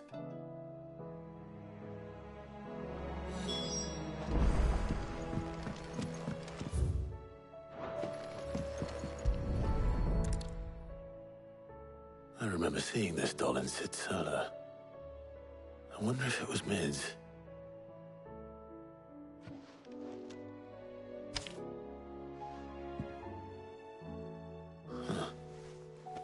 What's this tucked inside it?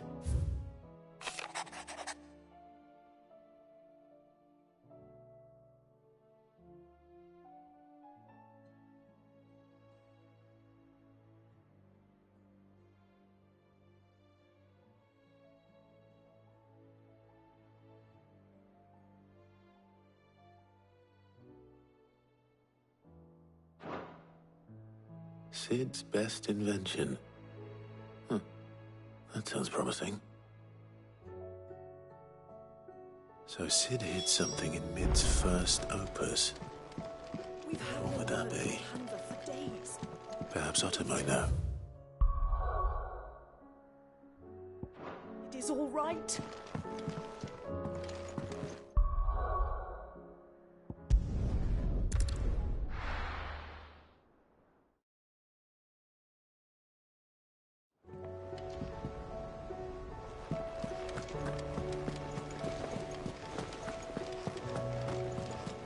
Cole said it was an army of Akashi. How are we supposed to do our duty when the hills are... Well, did you find anything? Possibly. You wouldn't happen to know what Mid's first opus was? Opus? That girl's as tone deaf as a banshee. Unless you mean the orchestrion. She couldn't have been more than, what, 11, 12 when she cobbled that thing together? It surprised us all. Not least her dad. You should have seen how proud he was of the little scamp. What's that battered old box have to do with anything? I think Sid may have hidden something inside it. Wouldn't surprise me. Those two and their bloody treasure hunts. Half the things in the hideaway were hidden one time or another.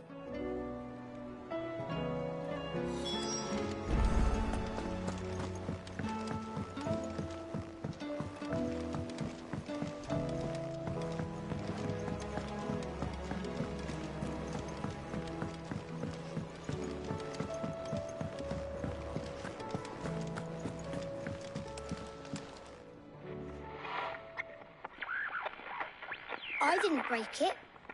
Well, I didn't break it. What didn't you break? Nothing. We didn't break nothing. We definitely didn't break the orchestrion. What's wrong with it? It's broken. Except when it isn't.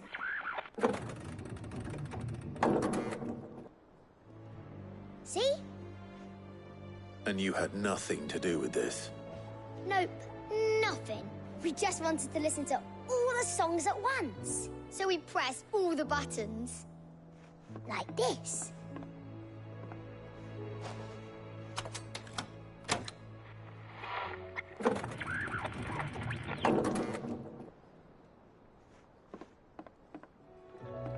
See? All too well. All right, out of the way.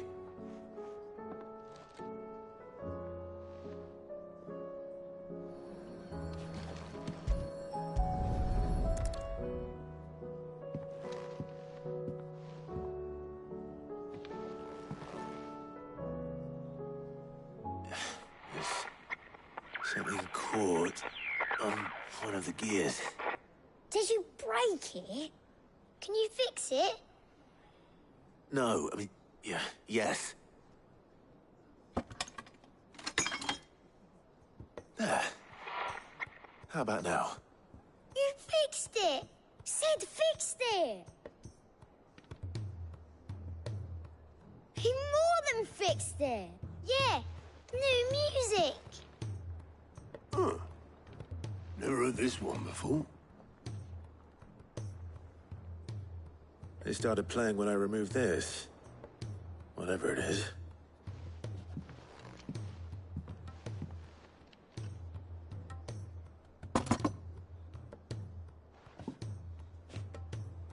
Well, don't look at me. I can tell you it's important, though. Sid showed it to me once and said as much. Said it was the stuff dreams were made of. Let's just hope it's the stuff ships are made of as well. Indeed. Let's see if we can make some dreams come true.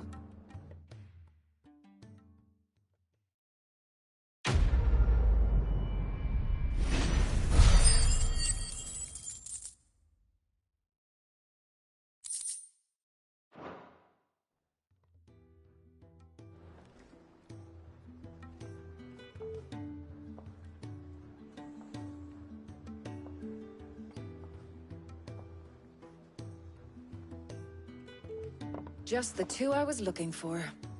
Aye, aye. Who's a patient? Actually, yes. The Crown Prince just left. Dion left? Unless you've another word for stood up and walked off. Yes, left. He did have the decency to leave a message with Obelisk before commandeering one of his dinghies. Should we go after him? No. We're not the Prince's keepers.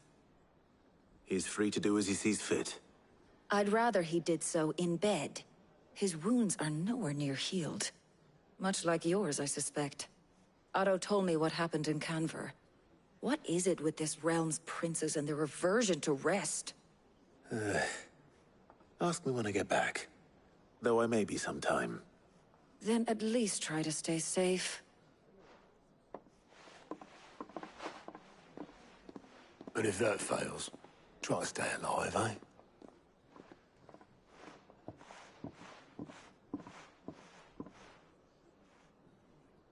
Every moment I waste here, the further the flagship sails.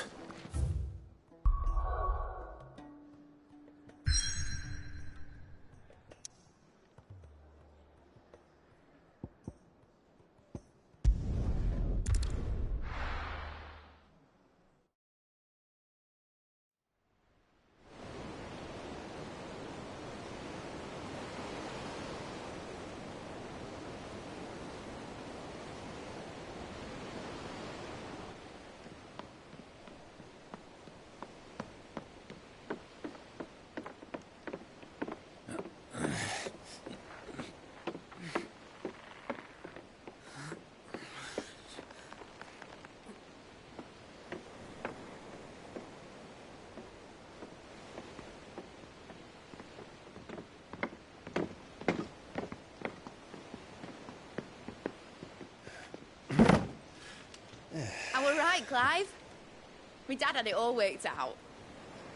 He'd be proud of you, Mid. His writings may have helped, but this achievement is all yours. Can we catch them? The Aina Yar's one of the largest, fastest vessels ever built. And it won't help she has the wind at her back. Any other ship would be hard-pressed to keep pace with her, let alone reel her in. But this isn't any other ship. This is the Enterprise! And the world's never seen anything like my dad's engine. It certainly hasn't.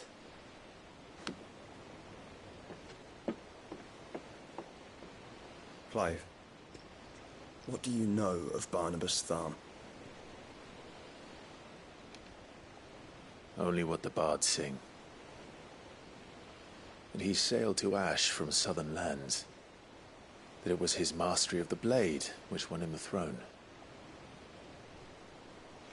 And that his sword, Odin's sword, can sever the very threads of creation. But don't lose any sleep over a last tilt. We'll do what we must to survive. What we must. The light! I thought this cove was meant to be hidden.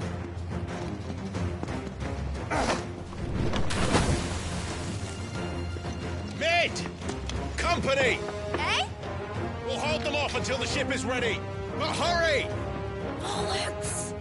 All hands! Man your stations!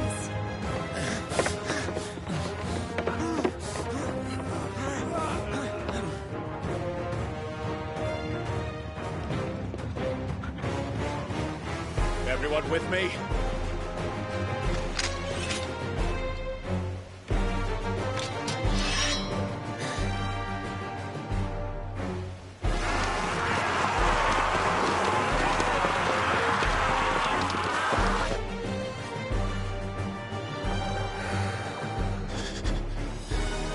Here they come!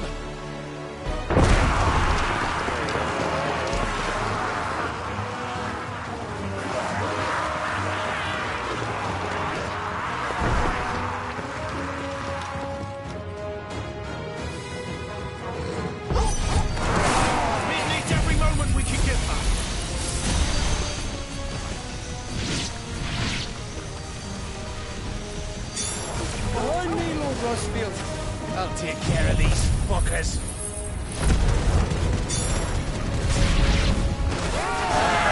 About that offer, Cav? How are we doing, Mid? I thought you said that ship was fast!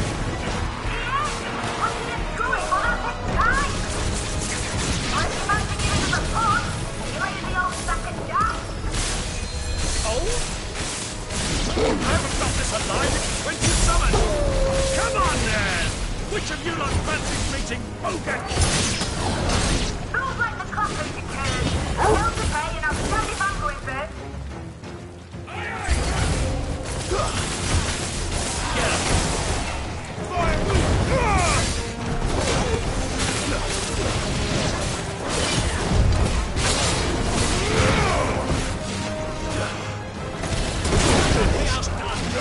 Get him!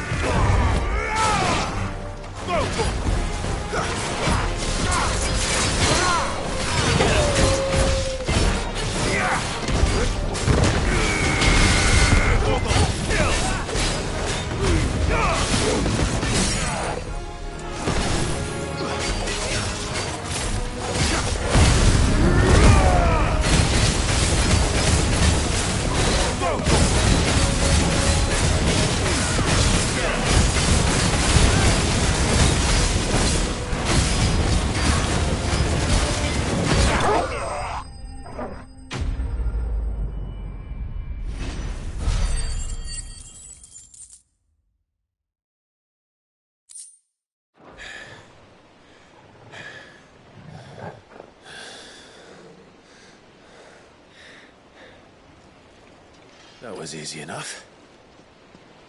All right, you lousy lot. Get your asses on board. She's ready to sail. You heard the captain.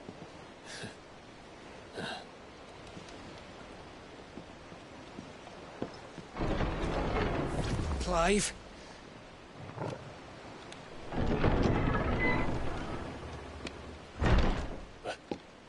But I thought he was... Confounded. Then it is as I feared. Sleipnir is no man, but a creation of Odin.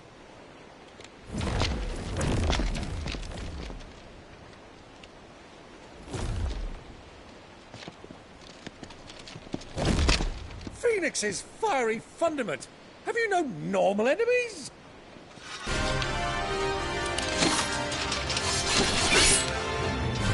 Up for another round? Of course we are. Right, Lord Rosfield? My boy, there was a time people called me the Executioner. Or was it my axe? No matter, heads will roll all the same. Mate! New plan! You leave! We follow! Follow? Swimming, are you? Oh, bugger me! Weigh anchor! Engine's dead slow ahead!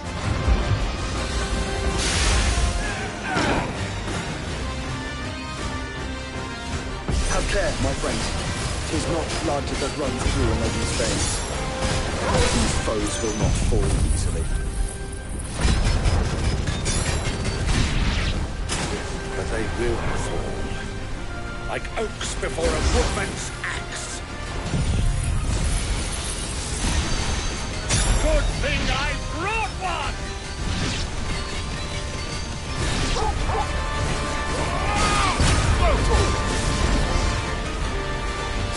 How long are we meant to keep this up? As long as it takes. Unless you have a better idea.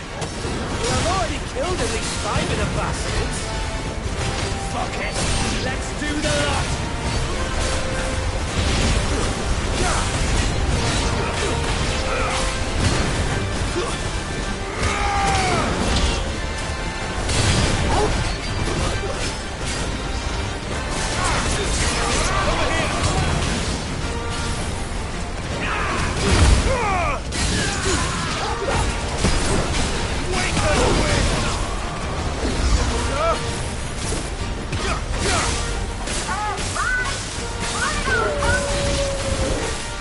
Should we make for the ship? Not yet. Wait for my signal. Now, Corvo!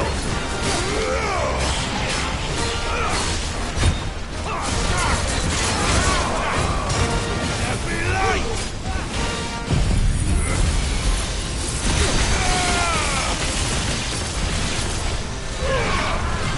You're finished. Corvo, kill!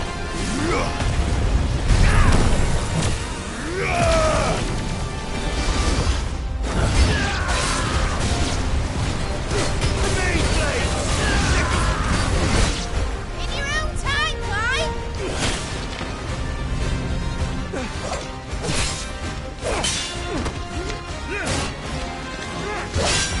Right, run for it!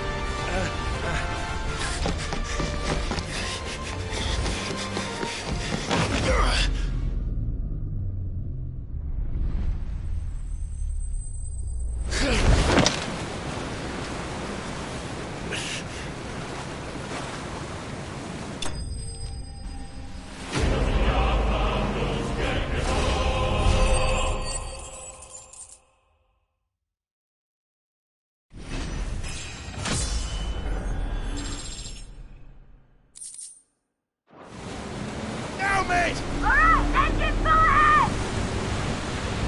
And hold on tight!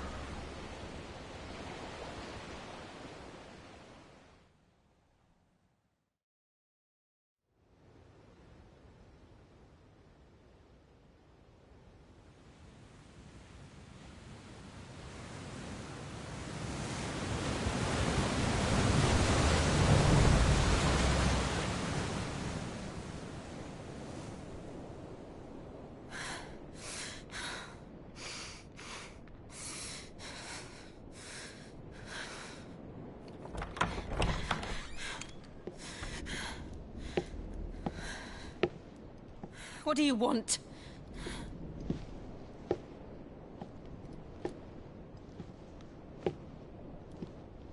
That's quite a mess you've made. And wholly unnecessary. You are my offering to Mythos. I would not see you damaged.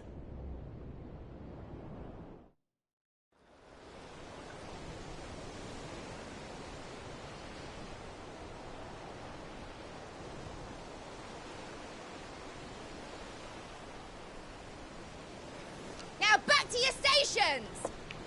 Every bell spent treading water puts another league between us and the galleon.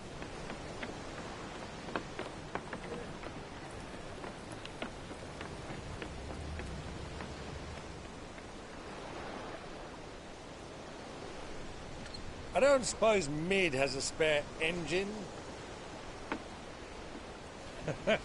Since you rose from the grave, my fortunes have plummeted. Are you absolutely certain of this quest of yours, Clive? The foes you face are as terrible as they are numerous. Aye, and they'd have us live and die on their terms, which should answer your question. Ah! You have that same stubborn look as your father did when he set his mind to something. On the battlefield, I am but a single axe. A deadly one, mind, but a single one nonetheless. Yet what you require is 1,000, and I believe my old friend in Brandalar can provide them.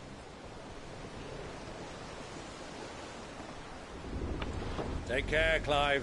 I have many more tales of your father's exploits to share. And I cannot very well do that if you're dead. Again. Good luck, Uncle. And may fair winds attend you. As for you, Joshua, take care. I shall do my best, Uncle. Farewell, my nephews. When next you see me, it shall be with an army at my back.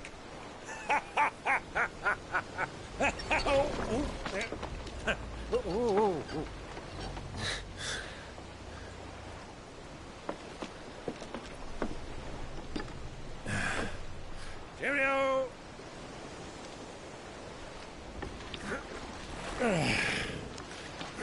Oh, yeah. Do keep up, my boy.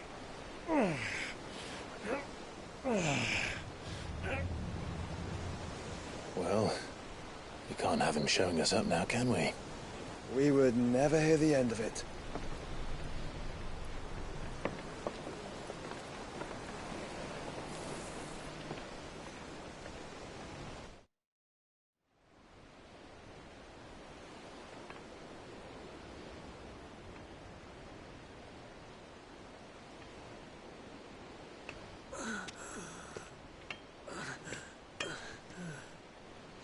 Greek of mercy.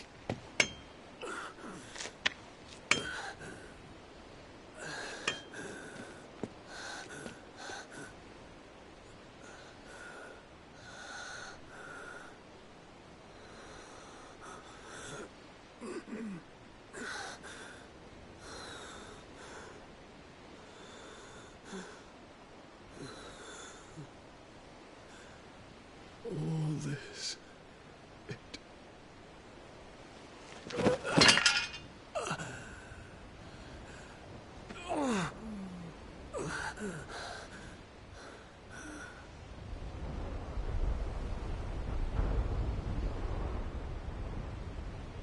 What have I done?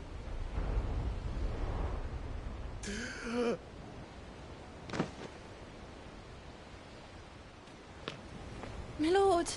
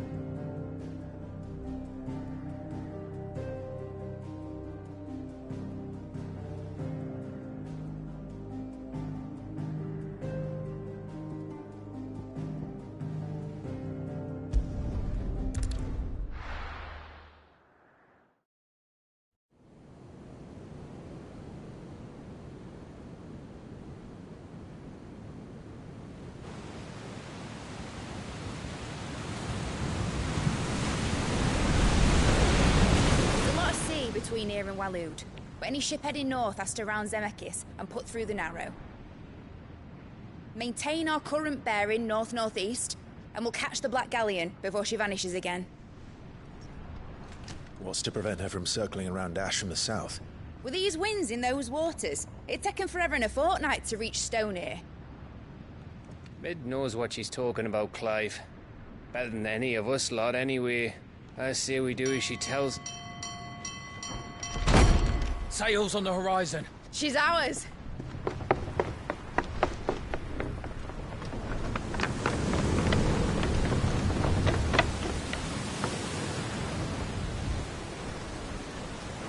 Look alive, boys! Full ahead!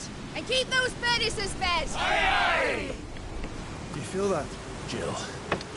All hands! Battle stations!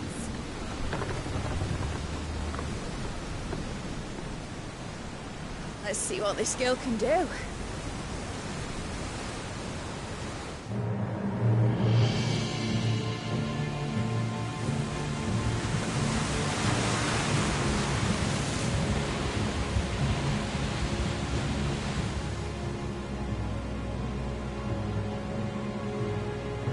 Where one leads, so does the other follow.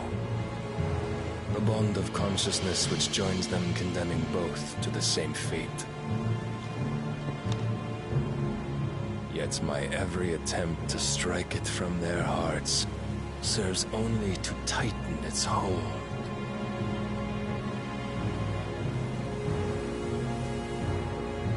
Fascinating.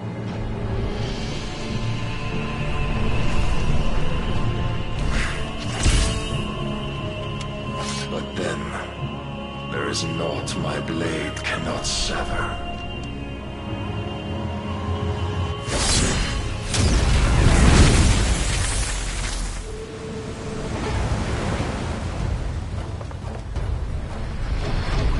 Great Gregor's gosh!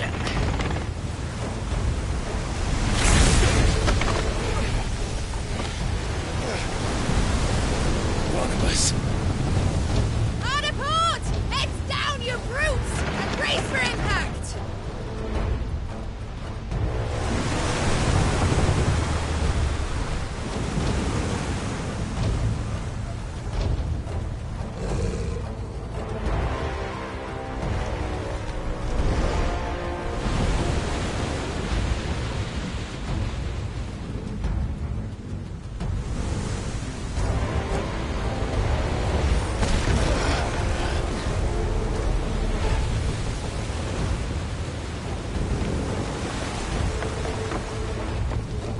It's now or never.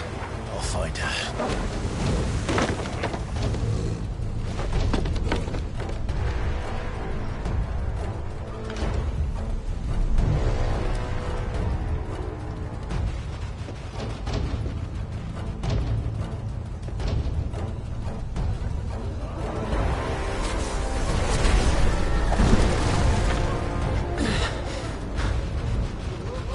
Bloody hell! Hard to starboard!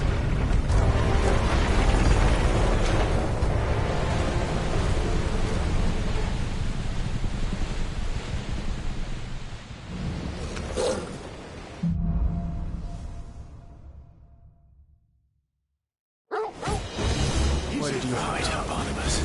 There's one over here! Let there be light!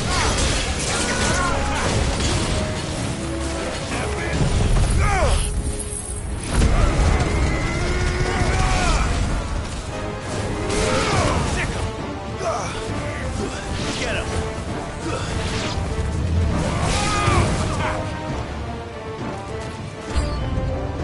Rotor! Over here!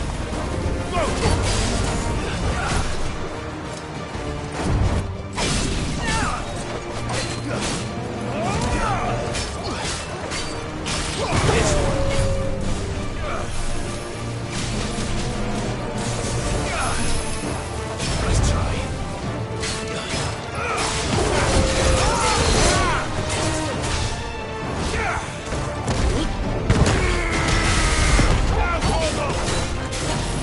Second!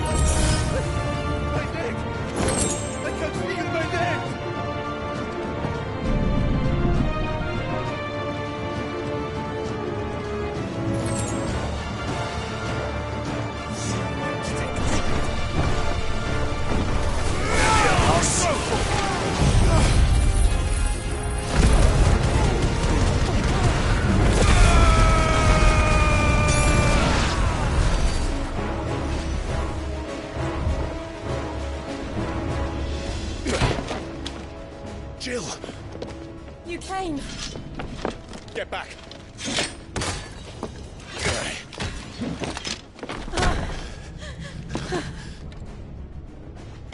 Clive, how did you... I'll explain later. Hands.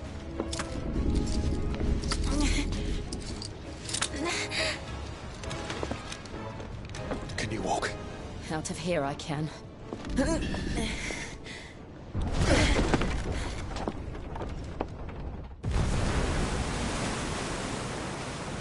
Stand still! Phoenix. Are you not the dominant of fire? I see naught before me but a guttering flame.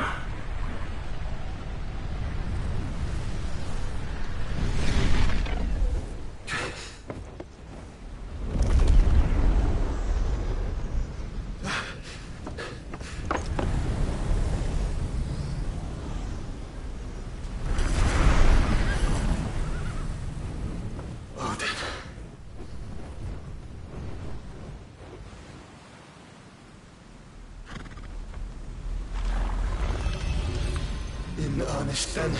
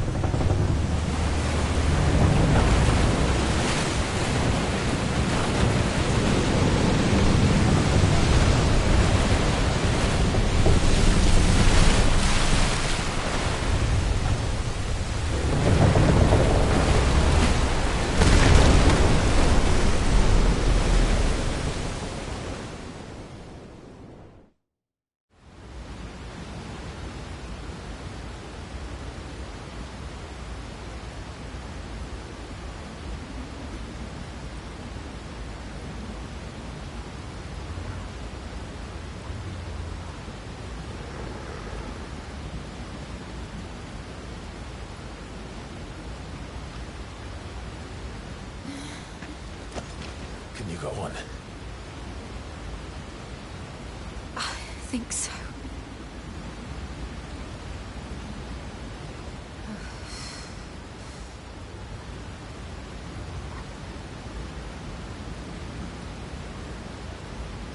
But to where?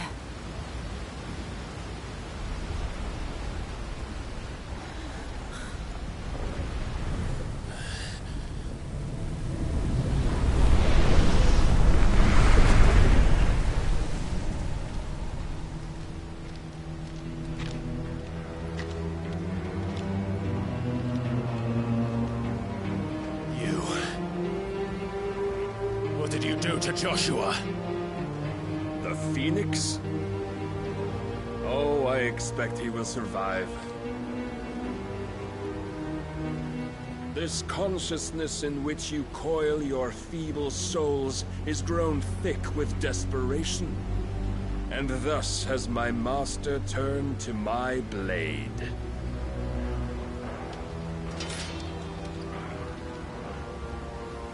The world will soon be painted in black. And all that live shall gather in death's autumn wake. Not if we remove the cause of this misery. Not if we destroy the last of the Mother Crystals and restore balance to the world. Come. Do you truly think it's so simple?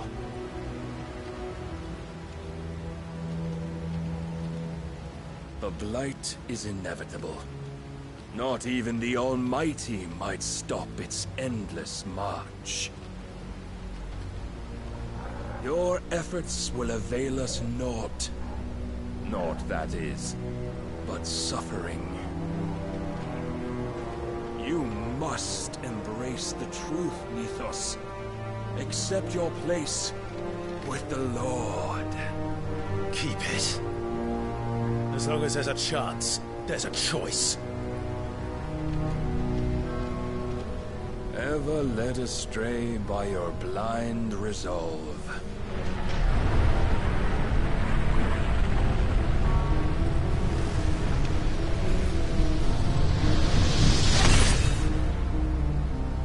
Now, it is time you learn the inevitability of your divine fate. However much it may hurt. Get as far away as you can. Clive, no. Trust me, Jill.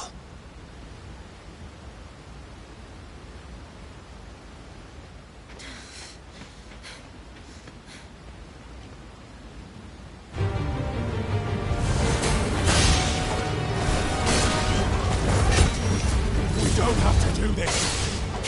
Oh, but we do. If only to remind you of your duty.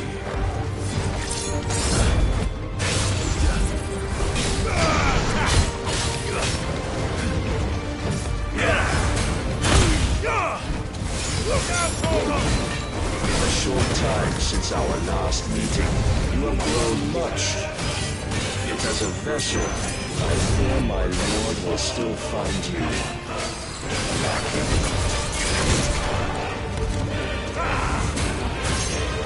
Every light! Rise, Mythos! All this fire and fury, and for what?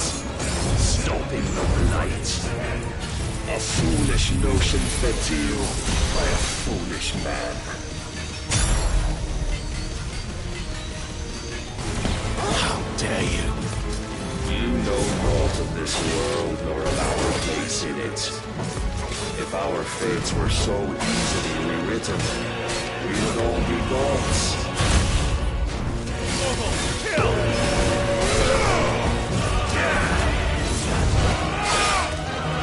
Defend yourself!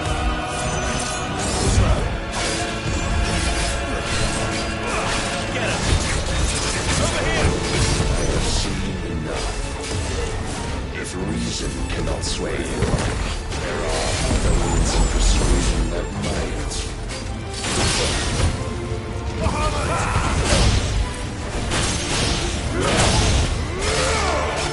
Raise your guard!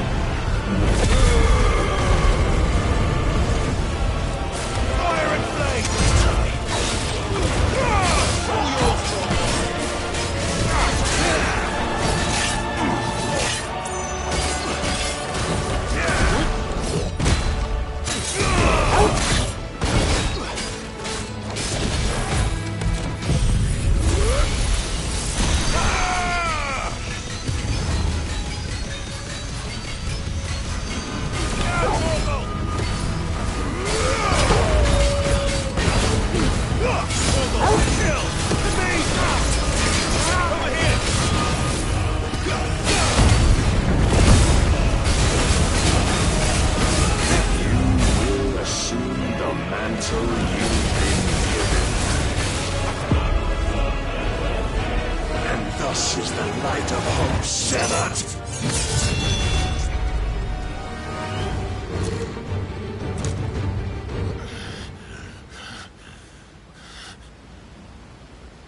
You would yield so soon. Never. Clive!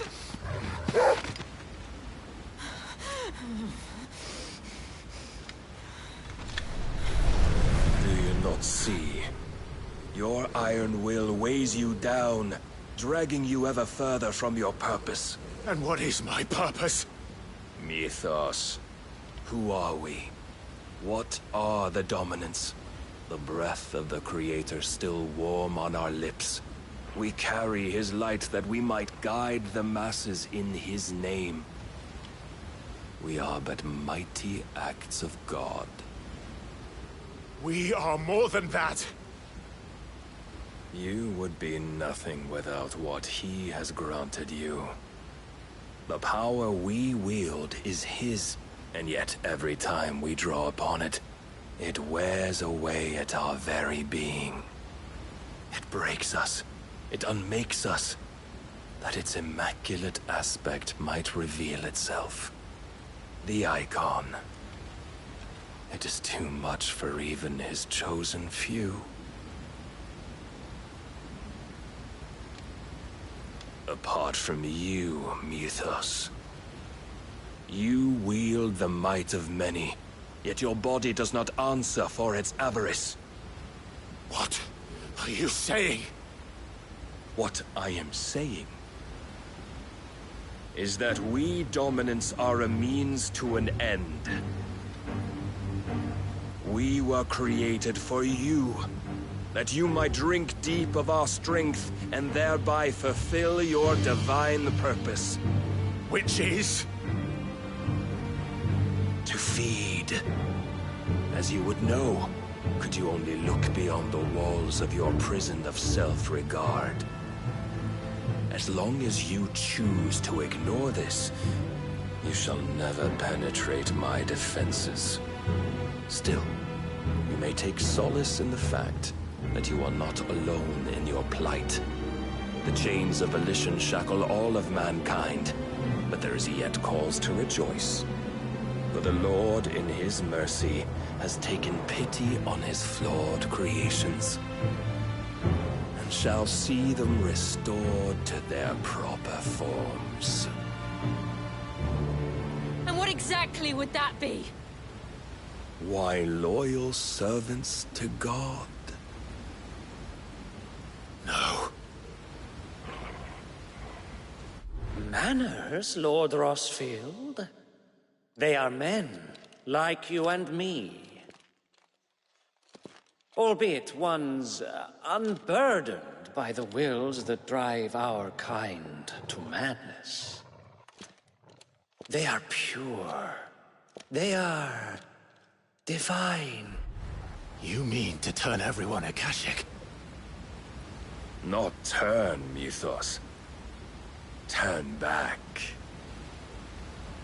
For too long has mankind been led astray by their clamorous wills. It is time they return to a world of quiet equality, where they might once more know salvation. Salvation? And abandon everything we hold dear? We don't need your salvation. We'll save ourselves, and we'll do it on our own terms. Not yours. And not your gods. With every defiant expression of your will, the tighter the chains of consciousness become. But perhaps that fact may be put to use.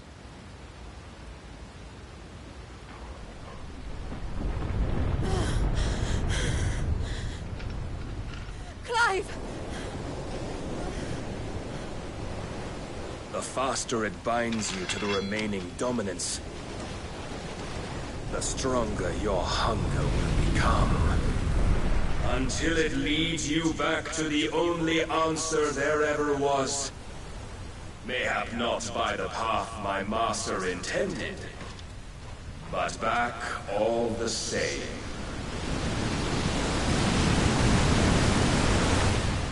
Ash is not far. I could freeze a path. You're in no fit state. Probably not, but I can try.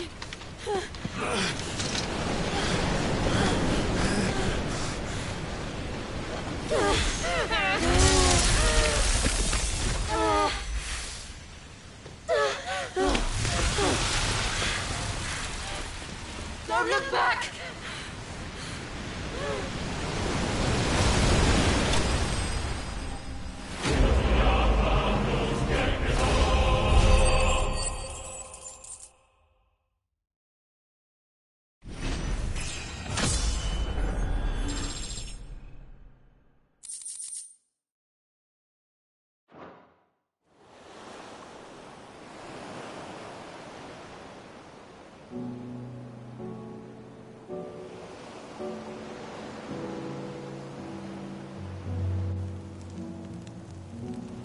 The others are safe. The Enterprise was clear of the gap when we fell. They made it, Jill. And they will have seen the ice where it led. We need only wait till dawn.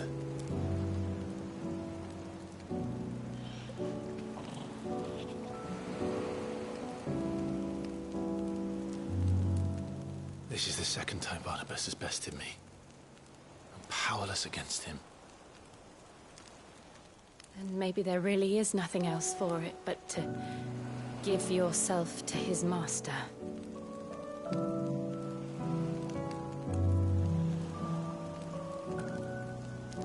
Only you won't do that. The Clive I know would never do that. So you believe? But do you really know me? If what Barnabas said was true, then I'm more monster than man. And each time I summon the flames from within, I burn away the things that make me who I am. Do you, though? Think of what you've used that power for. Of all the people you've saved. It doesn't matter how or by whom it was granted, only how you choose to use it. And you've chosen to use it for good, haven't you? I've also used it to kill. What if that's my purpose? What if it's all I'm good for?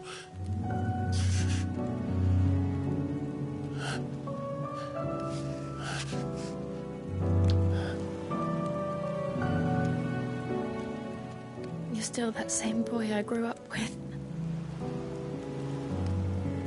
Always so eager to save everyone around you, and yet always so alone.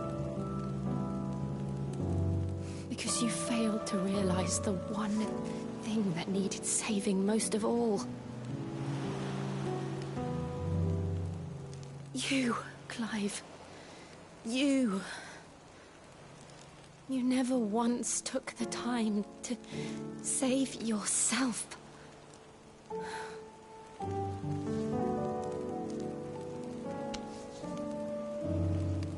Myself? I think I might be beyond saving. No one is beyond saving. Provided they want to be saved. You fight to survive.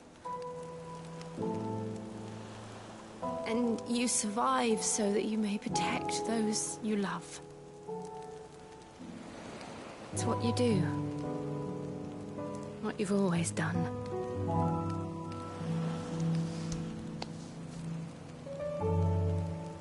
And I know you're not about to change. So I'm going to help you. To give you what you need to protect us all.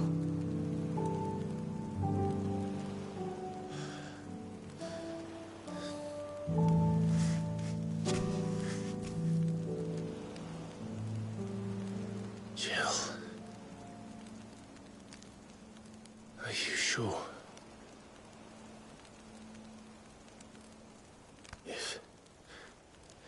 If this is what you want, then...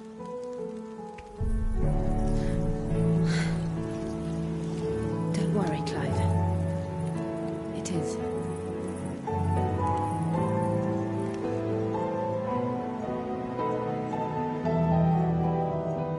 This burden, I'll give you the strength to bear it alone. But I'm not alone.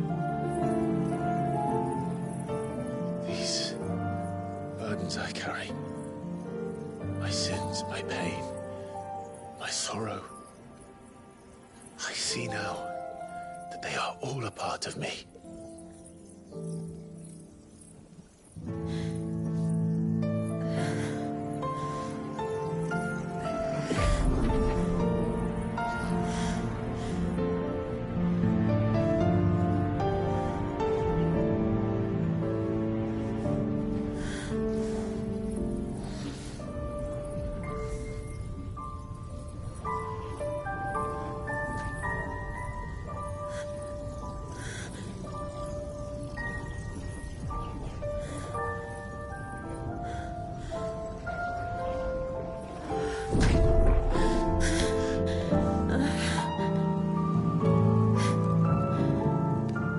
if I'm to continue on, having pledged my life to those I love, then I will gladly bear your burdens too, until my last breath.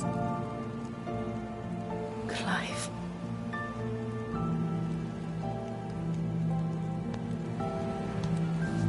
I promise you, Jill, we will find a way to escape this fate.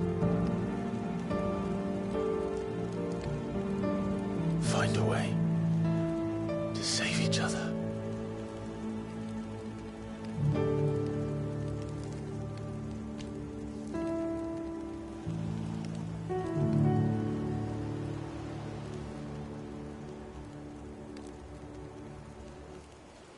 That we might one day look upon the moon again, together.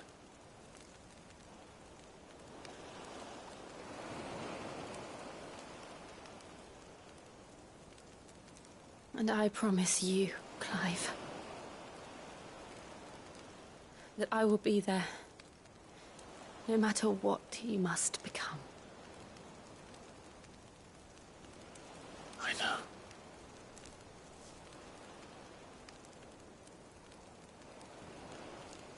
I never thought a smile could bring me so much joy.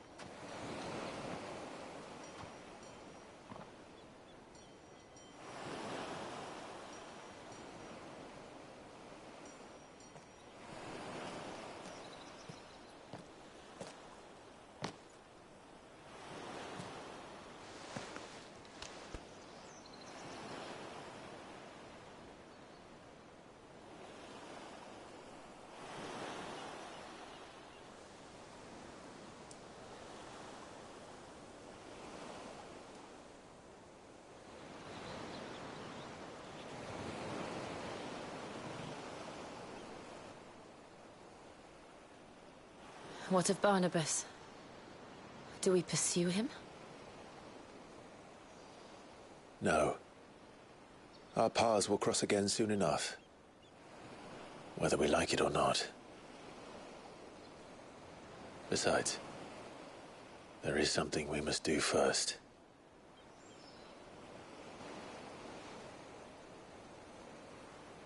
Of course. Drake's spine. The last Mother Crystal. The Einherjar is at the bottom of the sea. Waloed won't dare move on Storm without her. But they know we're coming now. We'll need a plan. And a damn good one at that. Then let's go home and find one. Ash will have to wait.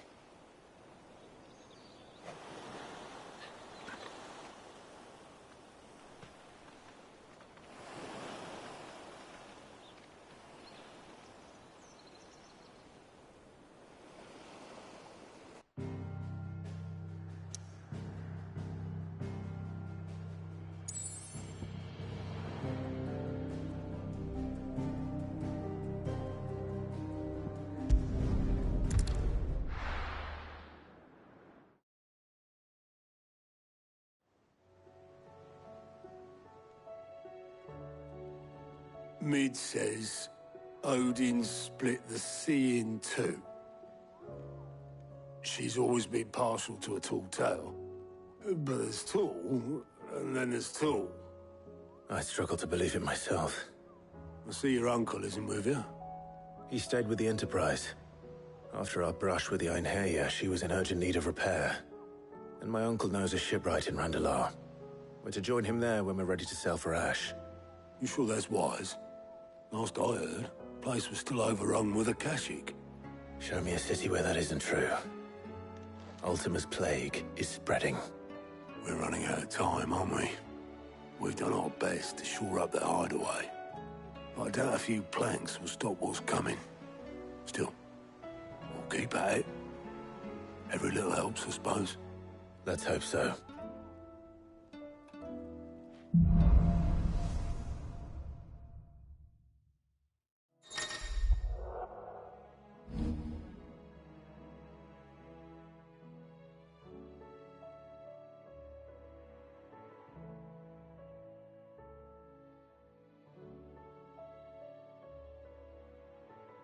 I should visit Joshua, assuming Talia will allow it.